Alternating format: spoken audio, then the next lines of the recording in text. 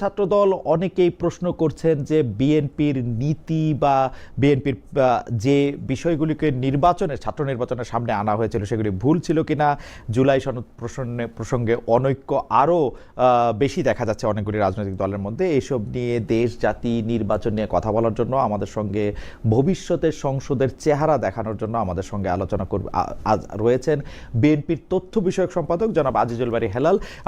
আজিজুল বারী হেলাল ভাই, আপনি আমাদের সাথে যুক্ত হয়েছেন, সেজন্য আপনি আমাদের ধন্যবাদ জানবেন। আপনাকে শুভেচ্ছা এবং স্বাগতম। ধন্যবাদ। আমাদের সাথে আরও রয়েছেন বাংলাদেশ সুপ্রিম কোর্টের আইনজীবী অ্যাডভোকেট মোহাম্মদ শিশির মনির। অ্যাডভোকেট মোহাম্মদ শিশির মনির সুনামগঞ্জের শাল্লা থেকে আমাদের সাথে যুক্ত হয়েছেন। আপনাকে অনেক ধন্যবাদ অ্যাডভোকেট শিশির মনির, আপনার ব্যস্ততা এবং অন্যান্য কাজকর্মের মধ্যেও আপনি আমাদের সময় দিয়েছেন, সেজন্য আপনি আমাদের শুভেচ্ছা এবং ধন্যবাদ জানবেন। আমি প্রথমেই একটু হেলাল ভাই আপনাকে যেতে চাই। হেলাল ভাই, আমরা একটু পুরনো প্রসঙ্গ ধরে, মানে আজ থেকে ঠিক এক সপ্তাহ আগে ডাকসু ইলেকশনটা হয়েছিল, ডাকসু ইলেকশনের এক ধরনের রেজাল্ট হয়েছে, তারপর আবার ডাকসু হয়েছে, এই ব্যাপারগুলি সবারই জানা। কিন্তু আমি সরাসরি প্রশ্ন করতে চাই যে এই ডাকসু ইলেকশনে অনেকেই বলছেন এক ধরনের ভরাডুবি হয়েছে ছাত্রদলের, যে ছাত্রদল অনেক বেশি স্ট্রং থাকার কথা, এইটার জন্য অনেকেই আবার দায়ী করে থাকেন যারা ছাত্রদলকে পরিচালনা করেছেন, অর্থাৎ সাবেক ছাত্র নেতাদের অনেক ক্ষেত্রে। সেই ক্ষেত্রে এই দায় আপনার উপরেও এসে পড়ে কিনা, এবং আপনি মনে করেন কিনা যে ছাত্র দল যে ক্যাম্পেইন করেছে বা ক্যাম্পেইনের মধ্যে যে বিষয়গুলি সামনে এনেছে সেগুলি ভুল ছিল, বা ছাত্রদের ভোট চাওয়ার ক্ষেত্রে, ভোট পরিকল্পনার ক্ষেত্রে ভুল ছিল, অথবা সারা দেশে বিএনপি যেসব কারণে সমালোচিত হচ্ছে, অর্থাৎ চাঁদাবাজি, দুর্নীতি, প্রশাসনের হস্তক্ষেপ, সেইটার প্রভাব হলো। আপনি কি মনে করছেন হেলাল ভাই? ধন্যবাদ। আপনি একটা প্রশ্ন করছেন, এটা অনেক তাৎপর্যপূর্ণ প্রশ্ন। এটা উত্তর দিতে গেলে আমাকে একটু সময় দিতে হবে। আমি বলতে চাচ্ছি যে আপনি বলছেন যে সাবেক ছাত্র নেতা বা বিএনপির উপরে দায় বর্তায় কিনা। আমি প্রথমে মনে করি যে ভিক্টরি হ্যাজ মেনি ফাদার্স বা ডিফিট ইজ অরফ্যান। আপনি জানেন, এখন সেই ডিফিটটা কি ছাত্র দলের হয়েছে আর উইনটা কি ছাত্র শিবিরের হয়েছে, এই প্রশ্ন আমি প্রথমে যাব। দেখেন, ছাত্র শিবিরের নিজের নামে কিন্তু তিনি ইলেকশনটা করতে পারেননি, অর্থাৎ রাজনৈতিকভাবে ছাত্র শিবিরের জয়লাভ হয়েছে এটা কখনো বলা যাবে না। তাকে একটা ঐক্য করতে হয়েছে, সেই ঐক্যটা করেছে আপনার পরাজিত যে মাফিয়ারা ছিল ছাত্রলীগ, সেই ছাত্রলীগ ছাত্র শিবিরের মধ্যে যে ঐক্যটা গত 17 বছর ধরে তারা চালিয়ে যাচ্ছিল। অর্থাৎ আপনার গত 17 বছরে ছাত্র শিবির এবং ছাত্রলীগ ক্যাম্পাসে ছিল, কিন্তু ঢাকা বিশ্ববিদ্যালয়ের ছাত্রদল 1 সেকেন্ডের জন্য গত 17 বছর ক্যাম্পাসে থাকতে পারেনি। এইখানে ছাত্র শিবিরের একটা অ্যাডভান্টেজ পয়েন্ট রয়েছে। এবং দেখা গেছে 5ই আগস্টের পরে যখন পরিবর্তন হলো, তখনও ছাত্রলীগের সব ছেলে পেলে যে ক্যাম্পাস থেকে বেরিয়ে গেছে তা না, অধিকাংশ ছাত্রলীগের ছেলেরা ক্যাম্পাসে আবার ছাত্র শিবিরের সাথে ওই আগের মতো যোগবদ্ধ ভাবে ছিল। যেহেতু ছাত্র শিবির ক্যামোফ্লেজ করে ছাত্রলীগের মধ্যে ছিল, কিন্তু 5ই আগস্টের পরে তারা তাদের পরিচয়টা বের করলো যে আমরা ছাত্র শিবির। আপনার ছাত্র শিবিরের বিভিন্ন কমিটিতে সেটা দেখেছেন এবং এটা নিয়ে হাইকোর্টে রিটও হয়েছে। অর্থাৎ ছাত্রলীগ এবং ছাত্র শিবিরের যৌথ প্রযোজনায় যে ভর্তি হয়েছে, এবং এই 17 বছরে তারা এখানে কাজ করেছে, ছাত্রদল সেখান থেকে মাত্র 1 বছর কাজ করার সুযোগ পেয়েছে। এবং আরেকটি বিষয় আপনি দেখবেন যে একটা ইমোশনাল ব্ল্যাকমেইল এখানে করা হয়েছে, যেটা পলিটিক্সে ইন লং রান আমাদের ক্ষতির কারণ হবে। যেমন হলে যখন ডাকসু নির্বাচনের স্কেডিউল ঘোষণা করা হলো, বা তখন ছাত্র শিবির আপনার সাধারণ ছাত্রদের নাম ধারণ করে ছাত্রলীগকে নিয়ে তারা একটা ঘোষণা করলো যে হলে হলে ছাত্র রাজনীতি করা যাবে না। আমি বিশ্বাস করি গত 17 বছরে হলগুলোতে যেভাবে আপনার গণরুম গেস্টরুমের নির্যাতন করা। আমি কি একটু ইন্টারাপ্ট করতে পারি? মানে আপনি কি এইটা বলতে চাইতেছেন যে মানে ছাত্র শিবির নিজের নাম দেয়া প্যানেল দেয় নাই এবং ছাত্রলীগের সাথে তারা একটা আতাত করে তারা ছাত্রদলকে হারাইছে, এইটা কি ব্যাপার? আমি বলছি যে গত 17 বছর ছাত্রলীগ এবং ছাত্র শিবির একত্রে ক্যাম্পাসে ছিল। 5ই আগস্টের পরিবর্তনের পরে তাদের একত্রে কি ছিল হেলাল ভাই? ওই ক্যামোফ্লেজ করেছিল। আপনি দেখছেন যখন ছাত্র শিবিরের কমিটি ডিক্লেয়ার করা হচ্ছে তখন বলা হচ্ছে যে অমুকে ছাত্রলীগের হ্যাঁ কলা ভবনের অমুক ছিল, যেমন হ্যাঁ ফরাদের বিষয়ে বলা হয়েছে, ফলাদের বিষয়ে বলা হয়েছে সমাজ কল্যাণ ইনস্টিটিউটের সে সেক্রেটারি ছিল ছাত্রলীগের। হ্যাঁ এটার জন্য রিটও হলো, আপনি এটার জন্য রিটও হলো। রাইট, সুতরাং আমি বলছি তারা একটা কৌশল অবলম্বন করেছে। মানে আপনি জানেন যে কোন কৌশলই আমি যদি এখন ছাত্রলীগের কমিটিতে থাকছে বলে ফরহাদ সাহেবকে এবং সাদিক কায়েম সাহেবকে বলিও, তাহলে তাতে কি তারা এটা ভোটে কোনো অ্যাডভান্টেজ পাবে? মানে আমি আওয়ামী লীগে লুকায় ছিলাম, এখন আওয়ামী লীগ আমার ভোট দিবে, এগুলি যুক্তির কথা হেলাল ভাই? আপনি যুক্তির কথা এই জন্য যে ছাত্রলীগের ভিতরে ছাত্র শিবির ক্যামোফ্লেজ করে ছিল। যখন ছাত্র শিবির 5ই আগস্টের পর নিজের পরিচয়টা বের করলো তখন ছাত্রলীগের আশ্রয়স্থল হয়ে গেল ছাত্র শিবির, অর্থাৎ তাদের মধ্যে একটা নেক্সাস বা একটা অ্যালায়েন্স তৈরি হলো গোপনে সেটা। এবং আমি একটু গোপনে মানে আশ্রয়টা হলো গোপনে, তাই না হেলাল ভাই? গোপনে। কিন্তু আরেকটা কথা আপনি বলতে পারেন, বিএনপি যে প্রকাশ্যে আওয়ামী লীগের আশ্রয় দিয়ে আসলো সেইটার কি হবে গত এক বছর ধরে? আপনি বলছেন ডাকসু নির্বাচনে বিএনপি প্রকাশ্যে আওয়ামী লীগকে সাপোর্ট দিচ্ছে এরকম একটা দেখান, বরঞ্চ আমাদের জামাত ইসলামের আমির শফিকুর রহমান সাহেব প্রথমেই বলেছে যে আওয়ামী লীগকে ক্ষমা করা যেতে পারে, অতএব আওয়ামী লীগকে ক্ষমা করতে হবে। এবং প্রেস ক্লাবে তাদের দহরম মহরম দেখেছি। এবং বাংলাদেশে এখনো আওয়ামী লীগ পুনর্বাসনে জামাত ইসলামের যে কাজ করছে, যা আমরা যারা প্রান্তিক পর্যায়ে কাজ রাজনীতি করি, শিশির মনিরও প্রান্তিক পর্যায়ে কাজ করে, কিভাবে আপনার আওয়ামী লীগকে বিভিন্ন ভাবে শেল্টার দেওয়া হচ্ছে এটা আমরা দেখেছি। আপনি যদি সময় দেন তাহলে আমি এটা নিয়ে আচ্ছা ঠিক আছে, মানে ব্যাপারটা হলো কি যে জামায়াত যেহেতু আওয়ামী লীগের সাথে একটা দহরম মহরম আছে, ছাত্রলীগের সাথে যাতে ছাত্র শিবিরের একটা দহরম মহরম আছে, এই জন্য তারা ডাকসুতে জিতছে, ব্যাপারটা কি এরকম? এবং ডাকসুতে যে ভোটের ব্যবধানটা দেখেন, এই ব্যবধানটা কিন্তু এত হওয়ার কথা না। ওরা এই জন্য জিতছে এটা আমি বুঝলাম, কিন্তু ছাত্রদল হারলো কেন? ছাত্রদল তো একসময় সবার সাথেই। আমি তো বললাম যে আমরা 17 বছর কাজ করতে পারিনি, মাত্র 1 বছর কাজ করেছি। সেখানে আরেকটা বিষয় আপনি যেটা বলতে দেননি, যে হলে হলে ছাত্র রাজনীতি বন্ধ করতে হবে, একটা ইসলামী ছাত্র শিবির সাধারণ ছাত্রদের নাম করে এই ন্যারেটিভটা তুলেছিল। এবং আমি বলছি যে 17 বছরের হলগুলোতে যে গণরুম গেস্ট রুমে যে নির্যাতন, সেখানে ছাত্ররা একটা ট্রমাটাইজ ছিল যে আসলে যদি হলে হলে ছাত্র রাজনীতি হয় তাহলে তো মানে আবার সেই অবস্থা ফিরে যাবে। এই যে তাৎক্ষণিক একটা ইমোশনটা ছাত্রদের ইমোশনটা এটা তো কাজে লাগিয়েছে। এবং ছাত্র আমার বক্তব্যটা শেষ, আমার বক্তব্যটা শেষ করলে আপনি বুঝবেন। আমি যখন এবং আমরা তখন লঙ্গার ভার্সন চিন্তা করলাম যে হলে হলে ছাত্র রাজনীতি না করলে ছাত্র রাজনীতির ভবিষ্যৎটা কি, আপনি খালি কোথায় করবেন, ক্যাম্পাসে কোথায়? ক্যাম্পাস বলতে তো হল, আপনি ঢাকা বিশ্ববিদ্যালয়ের ছাত্র মানে হলের ছাত্র রাজনীতি বন্ধ করার যে অযৌক্তিক একটা কথা তারা বলেছিল, এবং ওইখানে একটা 17 বছরের যে ট্রমা ছাত্রদের, ওই আবেগটা ছাত্ররা তখন কাজ করেছে। কিন্তু ছাত্রদল বিপরীতে গেল, লঙ্গার ভার্সন চিন্তা করলো যে না, হলে হলে ছাত্র রাজনীতি করতে হবে, এই জন্য আমরা কমিটিও দিলাম। এইখানে ছাত্র শিবির বা ছাত্রলীগ একটা আপনার একটা আমরা এটা বিস্তারিত আলাপে আসবো না, কিন্তু মোটামুটি ভাবে ছাত্র দলের ক্যাম্পেইনে কোনো ভুল ছিল না, ছাত্র দলের অন্য কার্যক্রমে বা কোনো ভুল ছিল না, বিএনপির কোনো সমালোচিত বা বিতর্কিত কোনো কার্যক্রমেরও কোনো প্রভাব ছিল না, যা মানে আমি বুঝলাম আর কি আপনার কথায়, যে ডাকসুতে এটা হচ্ছে কারণ ইসলামী ছাত্র শিবির আর ছাত্রলীগে এক হয়ে গেছিল, ছাত্র দলকে রাজনীতি করতে দেয় নাই, তারপরে হলে কমিটি করতে দেয় না, এই জন্যই তো, আর বাকি সব ঠিক ছিল। আমি আরেকটা ভুলের কথা বলি, আপনি আমাদের একটু সমালোচনা করি। আজকে দেখেন ছাত্রদল প্রায় 5,000-এর উপর 5,500 ভোট পেয়েছে, 5,700 মতো আমাদের ভিপি পদ ভোট পেয়েছে। আপনি দেখেন বামপন্থী মেঘমল্লার বসুরা 5,000 ভোট পেয়েছে, ওবামা 3 থেকে 3,500 ভোট পেয়েছে।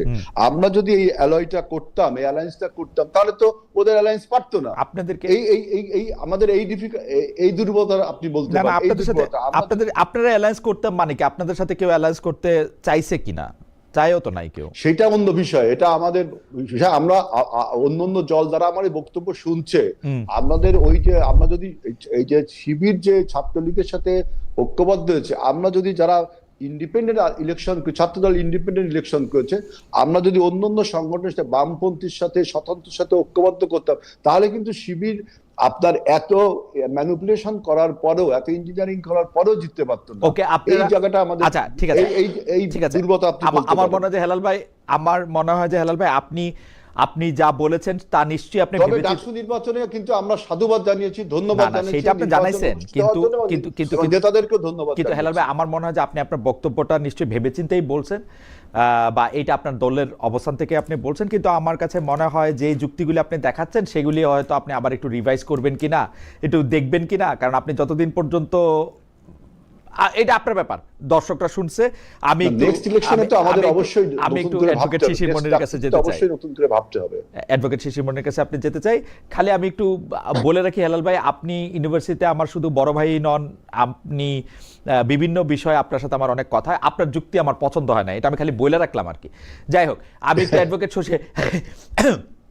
অ্যাডভোকেট শিশির মনিরের কাছে একটু যাই। অ্যাডভোকেট শিশির মনির, আপনারা যে ডাকসু এবং জাকসুতে এরকম একটা জয় পেল, আর আপনারা বলতে ইসলামী ছাত্র শিবির যে পেল, আমি যদি জামায়াত ইসলামী কে মনে করি যে একটা প্যারেন্ট অর্গানাইজেশন বা একটা বড় অর্গানাইজেশন, সেই অর্থে আমি বলতেছি, বা আপনি নিজে আগে ইসলামী ছাত্র শিবির করতে, সেই অর্থে বলতেছি, মানে কোনো ইয়া করার জন্য না। তো সেই ক্ষেত্রে আপনি কাকে আসলে বেশি ক্রেডিট দিবেন, যে এটা কিসের জন্য, মানে আপনাদের আসলে এই জয়ের পেছনে সবচেয়ে বড় নিয়ামক ভূমিকা কে পালন করছে? আমার প্রশ্নটার আরেকটু ছোট্ট লেজ আছে, লেজটা হচ্ছে এরকম, আমরা কিন্তু জানি ইসলামী ছাত্র শিবির বা জামায়াতে ইসলামী কিরকম করে জীবন পরিচালনা করবে, তারা একটা নির্দিষ্ট একটা কাঠামোর মধ্যে, একটা নিয়ম কানুনের মধ্যে, আপনি নিজেও বড় নেতা আছেন, ছিলেন, সেটা আপনি জানেন। কিন্তু আমরা এবার যখন ক্যাম্পেইন দেখছি, সেই ক্যাম্পেইনের ক্ষেত্রে, বিশেষ করে ঢাকা বিশ্ববিদ্যালয়ের ক্যাম্পেইনের ক্ষেত্রে আমরা দেখছি যে সেসব নিয়ম কানুন, অর্থাৎ নারী পুরুষ আলাদা করে যে ক্যাম্পেইন চালানোর কথা, সেই মিটিং সিটিংগুলি যে আলাদা হওয়ার কথা, কঠোর পর্দা প্রথা মানার কথা, সেগুলি আপনারা শিথিল করছেন। সেটা কি শুধু ঢাকা বিশ্ববিদ্যালয়ের জন্য শিথিল করছেন? আপনাদের জামাতে ইসলামের সিস্টেমই চেঞ্জ হয়েছে? কারণ আমি যদ্দূর খবর রাখি, আমি দেখি যে আপনারা এইসব বিষয়ে এত স্ট্রিক্ট যে ছাত্র শিবির এবং জামায়াতের যে গঠনতন্ত্র আছে, আপনারা প্রায় সদস্য পদ লাভের যোগ্যতা এবং অযোগ্যতা, এমনকি সদস্য পদ খারিজের ক্ষেত্রে এগুলিকে অনেক প্রাধান্য দেন। কিন্তু এইবার আমরা ক্যাম্পেইনেও দেখছি, পরেও দেখছি, কথায়ও দেখছি, সেগুলির ব্যাপারে আপনাদের চেঞ্জ আমি দেখতে পাচ্ছি। আমার প্রশ্নের দুটি অংশ, একটি হচ্ছে যে আপনি কৃতিত্ব কারে দিবেন, দুই হচ্ছে এই পরিবর্তন যে আমি দেখতে পাচ্ছি, এই পরিবর্তন কি জামায়াতে ইসলামী বা ইসলামী ছাত্র শিবিরেরই পরিবর্তন, নাকি এটা শুধু আপাত পরিবর্তন ডাকসু নির্বাচনকে বা জাকসু নির্বাচনকে সামনে রেখে? অ্যাডভোকেট শিশির মনির।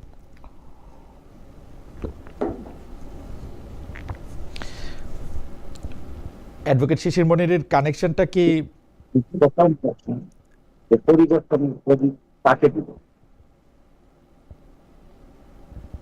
যে অ্যাডভোকেট শিশির মনির, এখন আমরা আপনাকে শুনতে পাচ্ছি, আপনি একটু জোরে বলবেন। হ্যাঁ, আপনি প্রথমে কৃতিত্বটা একটু বললেন।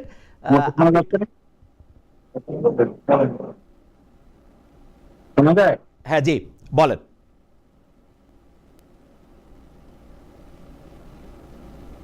এই পরিবর্তনের প্রথম ক্রেডিট দিব আমি ক্যান্ডিডেটদের। যে ক্যান্ডিডেট তারা চুজ করেছে, যে ধরনের ক্যান্ডিডেট চুজ করা হয়েছে, এই ক্যান্ডিডেট এখানে একটা বিরাট ফ্যাক্টর হিসেবে কাজ করেছে বলে আমার আন্ডারস্ট্যান্ডিং এ হয়েছে। আপনি দেখবেন ছাত্র শিবিরের পক্ষ থেকে কিংবা এই প্যানেলের পক্ষ থেকে যাদেরকে ক্যান্ডিডেট ফিক্স আপ করা হয়েছে, তারা শুধুমাত্র শিবির লেন্স দিয়ে তাদেরকে দেখলে হবে না। তারা বিশ্ববিদ্যালয় ক্যাম্পাসে ভালো ছাত্র, তাদের একাডেমিক ক্যারিয়ার আছে, তারা এক্সট্রা কারিকুলার অ্যাক্টিভিটিতে অনেক ভালো পারফর্ম করেছেন, তাদের track record in the university is very good and clean. 5th অগস্টের পরে তারা ছাত্রদের জন্য অনেক কল্যাণকর কাজ করেছেন, যে কাজগুলো ছিল ক্রিয়েটিভ, ইনোভেটিভ এবং ইনক্লুসিভ। এই কাজগুলো করার মাধ্যমে তারা তাদের ক্রেডিবিলিটি প্রমাণ করেছে এবং এটা অ্যাকসেপ্টেড হয়েছে widely by the university students. এবং যে প্যানেলটা ঠিক করা হয়েছে, এই প্যানেলের মধ্যে একটা ইনক্লুসিভনেস ছিল। এই ইনক্লুসিভনেসটা এখানে গুরুত্বপূর্ণ ভূমিকা পালন করেছে বলে আমি মনে করি। একই সাথে অ্যাডভোকেট শিশির মনির, আমার একটা ছোট্ট জিজ্ঞাসা আছে। একটা হচ্ছে যে ক্যান্ডিডেট চুজ করা হয়েছে, তাকে আপনি বড় কৃতিত্ব দিচ্ছেন, একটা হচ্ছে ক্যান্ডিডেট চুজ করা হচ্ছে, সেটাকে আপনি বড় কৃতিত্ব দিচ্ছেন। এই ক্যান্ডিডেটটা চুজ করার ক্ষেত্রে কি প্রক্রিয়া অনুসরণ করা হয়েছে সেটাও যদি একটু বলতেন, এটা কি মানে এটা কিভাবে করা হয়েছে। আর দুই হচ্ছে ছাত্রদের কল্যাণের জন্য যেসব কাজ করা হয়েছে। অ্যাডভোকেট শিশিরমণি, আপনি কি আমাকে শুনতে পাচ্ছেন?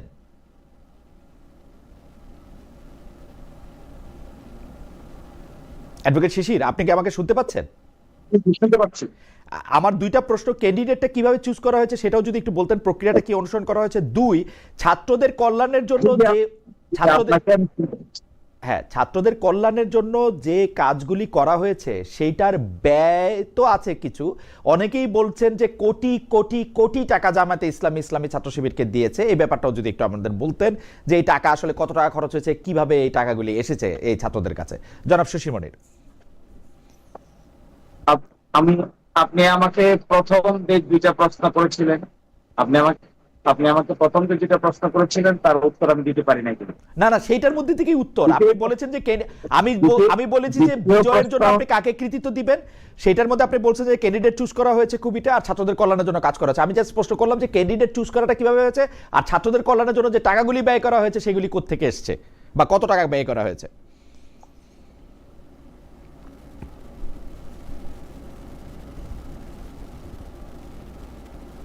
আপনি তো আমাকে দুইটা প্রশ্ন করেছিলেন, একটা প্রশ্নের উত্তর দিতেই আপনি আবার আরেকটা প্রশ্ন করেছেন, আরেকটা প্রশ্ন। না না অ্যাডভোকেট শিশিরমণির, আমি কিন্তু যেই দুইটা প্রশ্ন করছি, আপনি হয়তো আমাকে ভালো শুনতে পাচ্ছেন না। আমি যেই দুইটা প্রশ্ন করেছি সেই দুইটা প্রশ্নই আছে। আপনারা কৃতিত্ব কাকে দিবেন, যে ক্যাম্পেইনের রীতি আপনারা অনুসরণ করছেন সেটা সমস্ত জামাতে ইসলামীর জন্যই আপনারা অনুসরণ করবেন কিনা, নাকি এটা ডাকসু চাকসুর জন্য কাস্টমাইজ।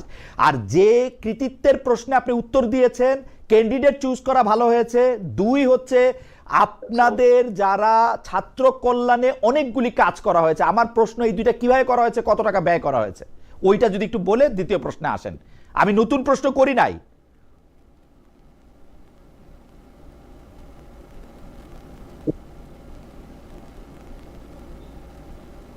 মাঝখানে যদি আপনি আমাকে আটকে দেন তাহলে উত্তর দিতে পারবো না, তাহলে আপনার কথাই আমাকে শুনতে হবে। আচ্ছা দেন, উত্তর দেন, কথা বলেন। সেকেন্ড বলতেছেন যে এটার ব্যয় কোথা থেকে এসেছে। আপনি দেখবেন ছাত্র শিবির এমন একটা অর্গানাইজেশন, তার নিজস্ব ফাইন্যান্সিয়াল মেকানিজম আছে এবং নিজস্ব ইন্ডিপেন্ডেন্ট স্ট্রং মেকানিজম আছে। এই মেকানিজমটা আপনি ভিতর থেকে না দেখলে বুঝতে পারবেন না। This is a very beautiful mechanism.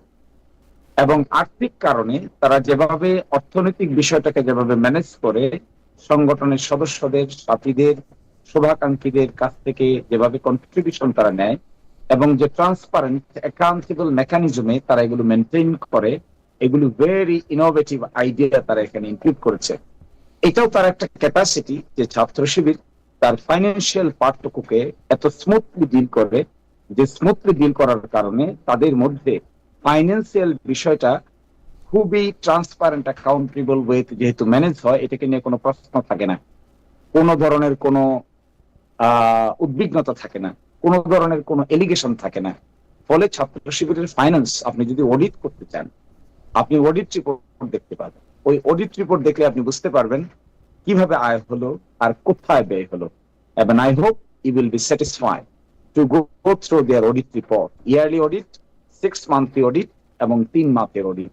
আমার ধারণা, আমি যখন এই সংগঠনে ছিলাম, এত ট্রান্সপারেন্ট মেকানিজমে ফাইন্যান্সিয়াল সিস্টেম বিল্ড আপ করা হয় এবং কন্টিনিউ করা হয়, এটার প্যারালাল আরেকটা এক্সাম্পল সম্ভবত আমাদের দেশে আপাতত কেউ এস্টাবলিশ করতে পারে নাই।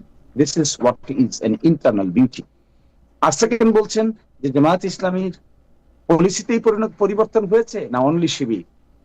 যে ইনক্লুসিভনেস এর কথা আমরা বলে আসছি, যে আমার ভাই একটু আগে যে কথাগুলো বলেছেন, এটা যে ডিনায়াল মোড। আমি মনে করি ডিনায়াল মোড কোনো আন্ডারস্ট্যান্ডিং এর জন্য ভালো মোড না। একটা প্যানেল বিজয়ী হয়েছে, এখন তারা দেখছেন এখানে কার সাথে আঘাত করা হয়েছে, কি ধরনের ক্যান্ডিডেট ঠিক করেছেন তা কি প্রশ্ন করেছেন? যে ধরনের ক্যান্ডিডেট তারা দিয়েছেন তাদের প্রি ক্রেডেন্সিয়ালস আছে একাডেমিক, তা কি টেস্ট করেছেন? যাদেরকে তারা ফিক্স করেছেন তারা কি ধরনের এজেন্ডা ফিক্স আপ করেছেন, এই প্রশ্ন করেছেন? তারা কি এই প্রশ্ন করেছেন যে 5ই আগস্টের পরে ছাত্রদের জন্য ছাত্র বান্ধব কি কি কাজ তারা করেছেন, এটাকে অ্যানালাইসিস করেছেন? এই অ্যানালাইসিস না করে যদি আপনি ষড়যন্ত্র তত্ত্ব দাঁড় করাতে পারবেন, কিন্তু ডিনায়াল মোডে কোনোদিন সত্যের দেখা খুঁজে পাবেন না। ফলে আমি মনে করি এই যে একটা পরিবর্তন এসেছে, ইনক্লুসিভনেস, ভালো ক্যান্ডিডেট ফিক্স করা এবং এজেন্ডা ফিক্স আপ করা, এজেন্ডা গুলো ছাত্রদের কল্যাণে হওয়া, এই পরিবর্তনগুলিকে শুধু ছাত্র শিবিরে নয়, এগুলো আপনি আগামীতে জামাত ইসলামের এজেন্ডাতেও পরিবর্তন দেখতে পাবেন, ইনক্লুসিভনেসে পরিবর্তন দেখতে পাবেন, মাইনরিটি এবং রিলিজিয়াস গ্রুপের সঙ্গে বিহেভিয়ার এবং আচরণে পরিবর্তন দেখতে পাবেন। এবং অবশ্যই আমরা আগামী নির্বাচনে ক্রিয়েটিভ ইনোভেটিভ আইডিয়া ইন্ট্রোডিউস করব, যা নাকি বাংলাদেশের মানুষের সামনে একটা ধর্ম, বর্ণ, শ্রেণী নির্বিশেষে নতুন রাজনৈতিক চিন্তা ভাবনার বহিঃপ্রকাশ করে। এগুলোই আমরা আগামীতে শুধুমাত্র শিবিরে নয়, জামাত ইসলামী তার ন্যাশনাল নির্বাচনে এই এজেন্ডা গুলো প্রকাশ করবে। আমাদের প্রত্যাশা যে হয়তো বাংলাদেশের সামনে বিকল্প রাজনৈতিক চিন্তা ভাবনা হিসেবে, ইনক্লুসিভ পলিটিক্স হিসেবে নতুন ডাইমেনশন অ্যাড করবো আমরা, যা ছাত্র শিবির এটা প্রাথমিক ম্যানিফেস্টেশন মাত্র।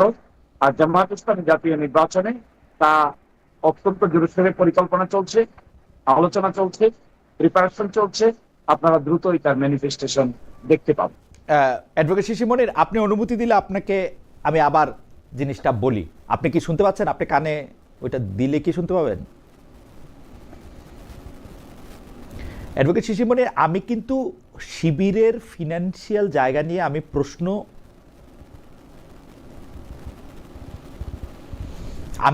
আমি এই পর্যায়ে আমি আপনাকে প্রশ্ন করি নাই। আমি শুধু বলছি যখন ছাত্রদের কল্যাণের জন্য যেগুলি ব্যয় করা হয়েছে সে ব্যয়ের মধ্যে থেকে জামায়াতে ইসলামী বাড়তি কোনো টাকা শিবিরকে এই সময় দিয়েছে কিনা। কেউ কেউ বলে থাকেন যে কোটি কোটি টাকা ব্যয় করা হয়েছে। আমার প্রশ্ন হচ্ছে যে দেয়া হয়েছে কিনা জামায়াতে ইসলামী থেকে ইসলামী ছাত্র সংগঠনের জন্য, মানে এই প্যানেলটার জন্য।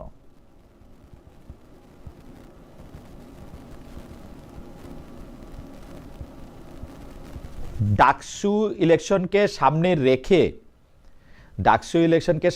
রেখে অ্যাডভোকেট মনির, আপনি কি আমাকে শুনতে পাচ্ছেন?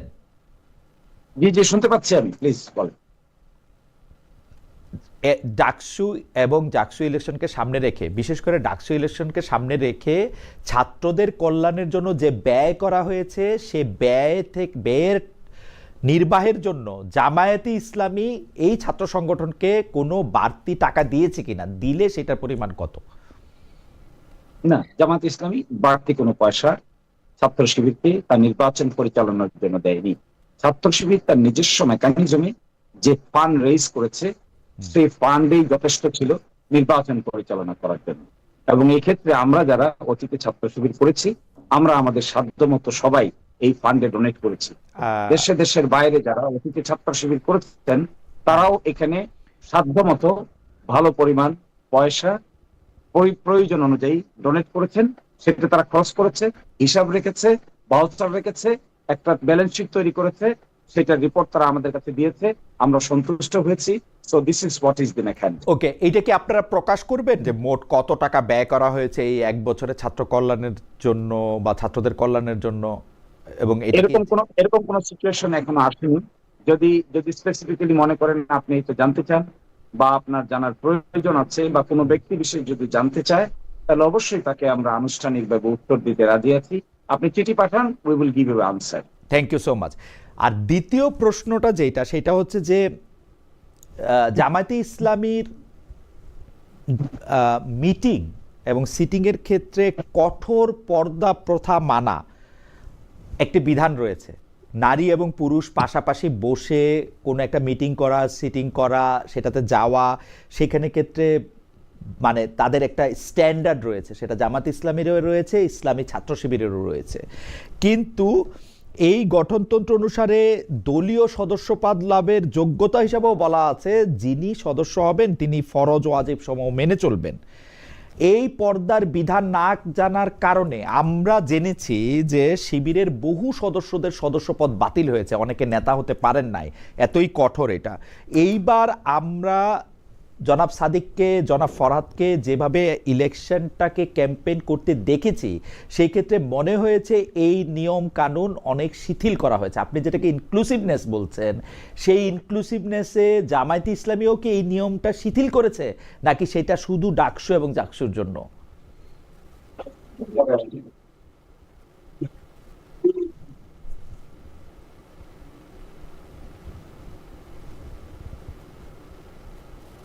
অ্যাডভোকেট মনির। না, আপনি যেটা বলছেন, জি, আপনি যে কথা বলছেন যে এখানে ফরজ এবং ওয়াজিবকে শিথিল করা হয়েছে কিনা। হুম আচ্ছা, কে কি পোশাক পরবে আর কে কি পোশাক পরবে না, হুম এটা ডিটারমিন করার দায়িত্ব তো আমার বা আপনার না। একজন ব্যক্তিকে হিজাব পরবে, কে নিকাব পরবে, কে আলট্রা মডার্ন ড্রেস পরবে, এটা সম্পূর্ণ তার ব্যক্তিগত ব্যাপার এবং তার রাইট টু প্রাইভেসি। হুম এই রাইট টু প্রাইভেসিকে আমরা অলওয়েজ রেসপেক্ট করি, করব। এখন এই ছাত্রদের প্যানেলে, যাকে ইনক্লুসিভ প্যানেল হিসেবে একটি প্যানেলের সম্পাদকীয় পোস্টে তিনি অংশগ্রহণ করেছেন, তার পছন্দ মতো তিনি পোশাক করেছেন এবং প্রটোকল অনুযায়ী তিনি যেখানে বসবেন সেখানে তাকে বসতে দেওয়া হয়েছে, তিনি বসবেন সেখানে। তাতে তো ছাত্র শিবিরের নীতি পদ্ধতিতে কোন ধরনের পরিবর্তনের প্রয়োজন আছে বলে আমরা মনে করি। পার্লামেন্টের মেম্বার ছিলেন আমরা, পার্লামেন্টের মেম্বার থাকা অবস্থায়, মিনিস্টার থাকা অবস্থায় আমাদের মন্ত্রীরা, মিনিস্টাররা পার্লামেন্ট পরিচালনা করেছেন, সেখানে মন্ত্রী হিসেবে দায়িত্ব পালন করেছেন, পার্লামেন্টের স্ট্যান্ডিং কমিটির নীতিকে উপস্থাপন করেছেন, সেখানে নারী পুরুষ নির্দিষ্ট অংশগ্রহণ করেছেন। এই যে পাবলিক ডোমেনে জামায়াত ইসলামী পাবলিক ডোমেনে পার্টিসিপেট করছেন, অন্যের রাইটকে এক্সারসাইজ করার জন্য রেসপেক্ট, রাইট টু প্রাইভেসিকে প্রোটেক্ট করছেন, আমি তো মনে করি this innovative ideas and thoughts should be welcome by each and everyone. এবং এই ক্ষেত্রে ছাত্র শিবির বা জামায়াত ইসলামীর ব্যক্তিগত পন্থা মানার যে বিধান, তা নিশ্চয়ই শিথিল না করেও পাবলিক ডোমেনে এই সমস্ত কাজ করতে ছাত্র শিবিরের গঠনতন্ত্রে কোনো বাধা নেই, জামায়াত ইসলামের গঠনতন্ত্রের কোনো বাধা নেই। এবং আপনি দেখতে পাবেন আগামীতে জাতীয় সংসদ নির্বাচনে আমরা ধর্ম, বর্ণ এবং লিঙ্গ নির্বিশেষে আমরা এখানে সংসদ সদস্য পদপ্রার্থী দেওয়ার চেষ্টা করব, যেন বাংলাদেশের বৃহত্তর জনগোষ্ঠী আস্থা অর্জন করতে পারে। আপনার প্রশ্নটি সুনির্দিষ্ট আনসার হলো, ওয়াজিব এবং ফরজ আমরা শিথিল করতে পারিনি, এটি তো বিধান, ইসলামের বিধান। কিন্তু কোন ব্যক্তির private right to life and liberty কিংবা প্রাইভেসি আমরা ভঙ্গ করতে পারিনি, কারো চয়েসে আমরা অ্যাটাক করতে পারি, কারো চয়েসকে আমরা বাধ্য করতে পারি। এটা কমপ্লিটলি ওই ব্যক্তি বিশেষের চয়েস, তিনি কোন পোশাক পরবেন, কিভাবে আচরণ করবেন। এই ক্ষেত্রে বৃহত্তর অ্যালায়েন্স গঠনের ক্ষেত্রে জামাত বা শিবিরের সদস্যের কোন বাধা কিনা এই মর্মে আমার কাছে মনে হয় মোটেও কোনো বাধা নয়, বরঞ্চ তারা যে কাজ করেছে ওটা বাংলাদেশে একটা এক্সাম্পল হিসেবে থেকে যাবে। আমার মনে হয় যে আপনার ভয়েস একটু অস্পষ্ট, তারপরেও আমি কারণ হচ্ছে যে আমাদের সাথে আমাদের দর্শকরা প্রশ্ন করছেন যে অ্যাডভোকেট শিশির মনির আসলে অনেক দূর থেকে, শাল্লা থেকে আমাদের সাথে যুক্ত হচ্ছেন এবং তিনি নিজে নিজে আমাদের সাথে যুক্ত হয়েছেন, আমাদের প্রডিউসার ওখানে যেতে পারেন নাই, সেই জন্য সাউন্ডের একটু অসুবিধা, তবে সেই সাউন্ডটা একটু ঠিক করে নেবেন। আমি যে যতটুকু জনাব শিশির মনিরকে বুঝলাম সেইটার মধ্যে তিনি বলতে চাইলেন যে এটা কে কি কোন পোশাক পরবে, কিভাবে ক্যাম্পেইন করবে, এটা তার নিজস্ব প্রাইভেসির জায়গা, এখানে জামাত শিবিরের আলাদা করে কোনো কিছু বলার নাই, পরিবর্তনের কোনো জায়গা নাই, এটা ইনক্লুসিভনেস। এবং আমি যতদূর বুঝেছি, correct me if I am wrong advocate Shishir Monir, তার মানে জামায়াতে ইসলামীও তার ক্যাম্পেইনের ক্ষেত্রে, আমরা কিন্তু গত কয়েক দশক ধরে জামায়াতে ইসলামী যখন ইলেকশনে ক্যাম্পেইন করেছে তখন কিন্তু এটা আমরা দেখি নাই। আমরা ক্যাম্পেইনের মধ্যে আমার এই প্রশ্নটার কারণই হচ্ছে যে জামায়াতে ইসলামীর যে সচরাচর ক্যাম্পেইন, সেই ক্যাম্পেইনের সাথে বিশ্ববিদ্যালয়ের ডাকসুর ক্যাম্পেইনের একটি স্পষ্ট তফাৎ ছিল। আপনি যেটা বলছেন সেই রকমভাবেই আসলে ডাকসুর ক্যাম্পেইন পরিচালিত হয়েছে, ডাকসুর ক্যাম্পেইন পরিচালিত হয়েছে। জামায়াতে ইসলামীকে আমরা এরকম আগে দেখি নাই, তার মানে জামায়াতে ইসলামীও এটা এরকম একটা ক্যাম্পেইনকে এখন স্বাগত জানাচ্ছে, যেখানে আসলে নারী পুরুষকে কে কি পোশাক পরবে, কিরকম করে ক্যাম্পেইন করবে, আলাদা মিটিং করবে কিনা, আলাদা সিটিং করবে কিনা, সেরকম কোনো বাধ্যবাধকতা এখন আর তেলে নাই, তাই তো?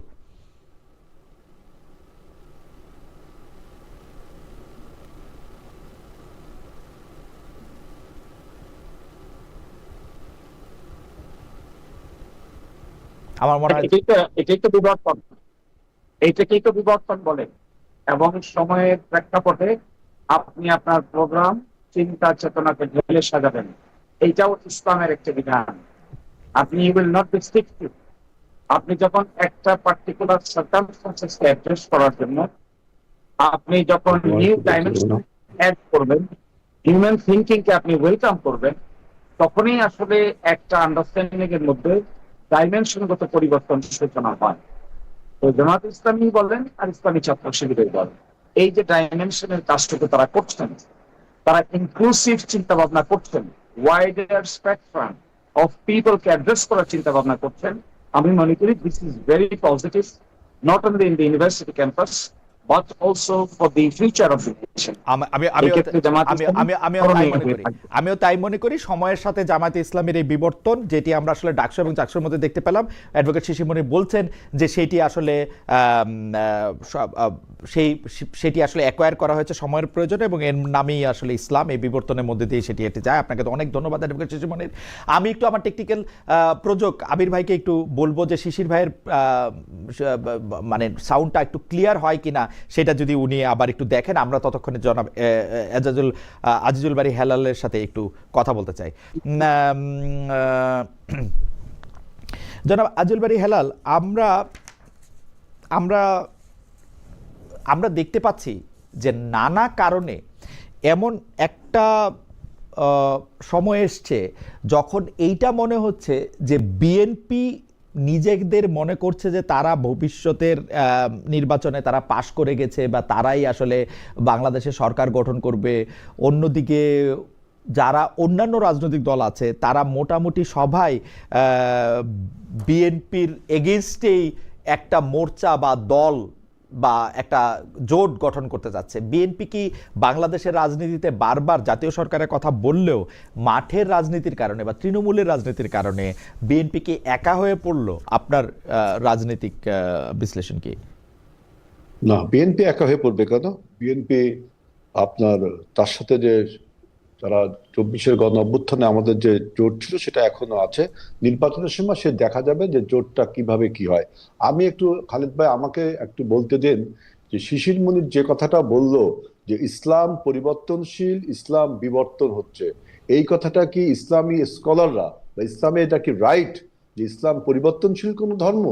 ইসলাম কি আপনার বিবর্তন না, নির্দিষ্ট একটা আপনার নিয়ম এবং নীতি আছে। আপনি যে কথাটা বললেন যে ইসলামী ছাত্র শিবিরের প্যানেলে অর্থাৎ সমন্বিত ছাত্র ঐক্য, যেটা ওই প্যানেলে 3টা আমাদের ছাত্রী বোন ছিল, তারা হেজাব ছাড়া।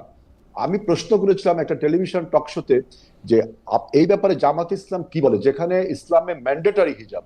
এখন আপনি আমাকে বাধ্য করতে পারেন না, আমি এটা এগ্রি করি, কিন্তু আপনি যখন বলবেন যে বাংলাদেশ ইসলামী ছাত্র শিবির, সেইখানে আপনি পর্দা ছাড়া বা অন ইসলামিক কোনো কিছু করবেন, তাহলে আপনি ইসলাম নামটা ব্যবহার করতে পারবেন না। আপনি বাংলাদেশ ছাত্র শিবির বলেন, আমার কোনো সমস্যা নেই। যখনই ইসলামের ট্যাগটা লাগাবেন না, তখন কিন্তু আপনি কিন্তু হেলাল ভাই, কিন্তু হেলাল ভাই এইটা হেলাল ভাই এই জোর তো আপনি করতে পারেন না যে আপনি দেখেন আমি আপনাকে দেখি আপনি কি না, এটা আপনি বলতে পারেন না কেন? আমার যুক্তিটা আপনি শোনেন। কারণ হচ্ছে যে তুরস্কে, মিশরে, ওইখানেও তো প্রচুর ইসলামী দল আছে যারা ইসলামী দল নামে দল পরিচালনা করেন। তো এখন তারা কিরকম পোশাককে পরবেন, কিভাবে তারা তাদের আন্দোলন ক্যাম্পেইন পরিচালনা করবেন, তারা এটা ঠিক করেন। অ্যাডভোকেট শিশির মনির এই যে অ্যাডাপশন, প্রয়োজনে যে অ্যাডাপশনের কথা, সেই অ্যাডাপশনের কথা বলেছেন, এটা কি আসলে খুব ভুল বলেছেন? ইসলাম পারমিট করে? না, ইসলাম কি তুরস্ক মডেল? ভাই ইসলাম তো না, মিশর মডেল। ইসলামের তো নিজস্ব মডেল আছে। না, ইসলামের নানা রকম মডেল আছে কিন্তু হেলাল ভাই, মানে এটা আপনি শিশির মনি এগ্রি করে? আমি বলছি যে আপনি বলছেন ঠিক আছে, শিশির মনির কি এগ্রি করে ইসলামের নানা রকম মডেল আছে? আমি তো এগ্রি করি না। একজন ইসলামিক স্কলার যে আমার চেয়ে এবং শিশিরের চেয়ে ভালো বোঝে, সে কি এগ্রি করে? আমি কখনো এগ্রি করি না। ইসলাম বিবর্তনশীল, ইসলাম পরিবর্তনশীল। আপনি তুরস্ককে ফলো করবেন, মিশরকে ফলো করবেন, ডাজ নট মিন যে ইসলামকে ফলো করলেন।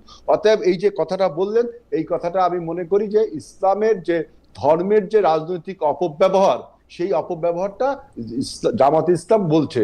তারা যদি জামাতে বাংলাদেশ নাম বলতো আমি এইসব নিয়ে কিছু বলতাম না। যখনই আপনি ইসলাম ব্যবহার করবেন তখন ফরজ ওয়াজিব এগুলো আপনাকে কঠোরভাবে মেনে চলতে হবে, অথচ আপনার দলে আপনি আমাকে বাধ্য করতে আমি বলছি না। আমি আমি আমি তীব্র প্রতিবাদ জানাচ্ছি যে ইসলাম বিবর্তনশীল ধর্ম না, ইসলাম পরিবর্তনশীল ধর্ম না, ইসলাম কোনো অর্থনৈতিক আইডিয়া না যেটা নিও ক্লাসিক্যাল বা আপনি মডার্নিজম, কিন্তু ইসলাম কিন্তু তা না।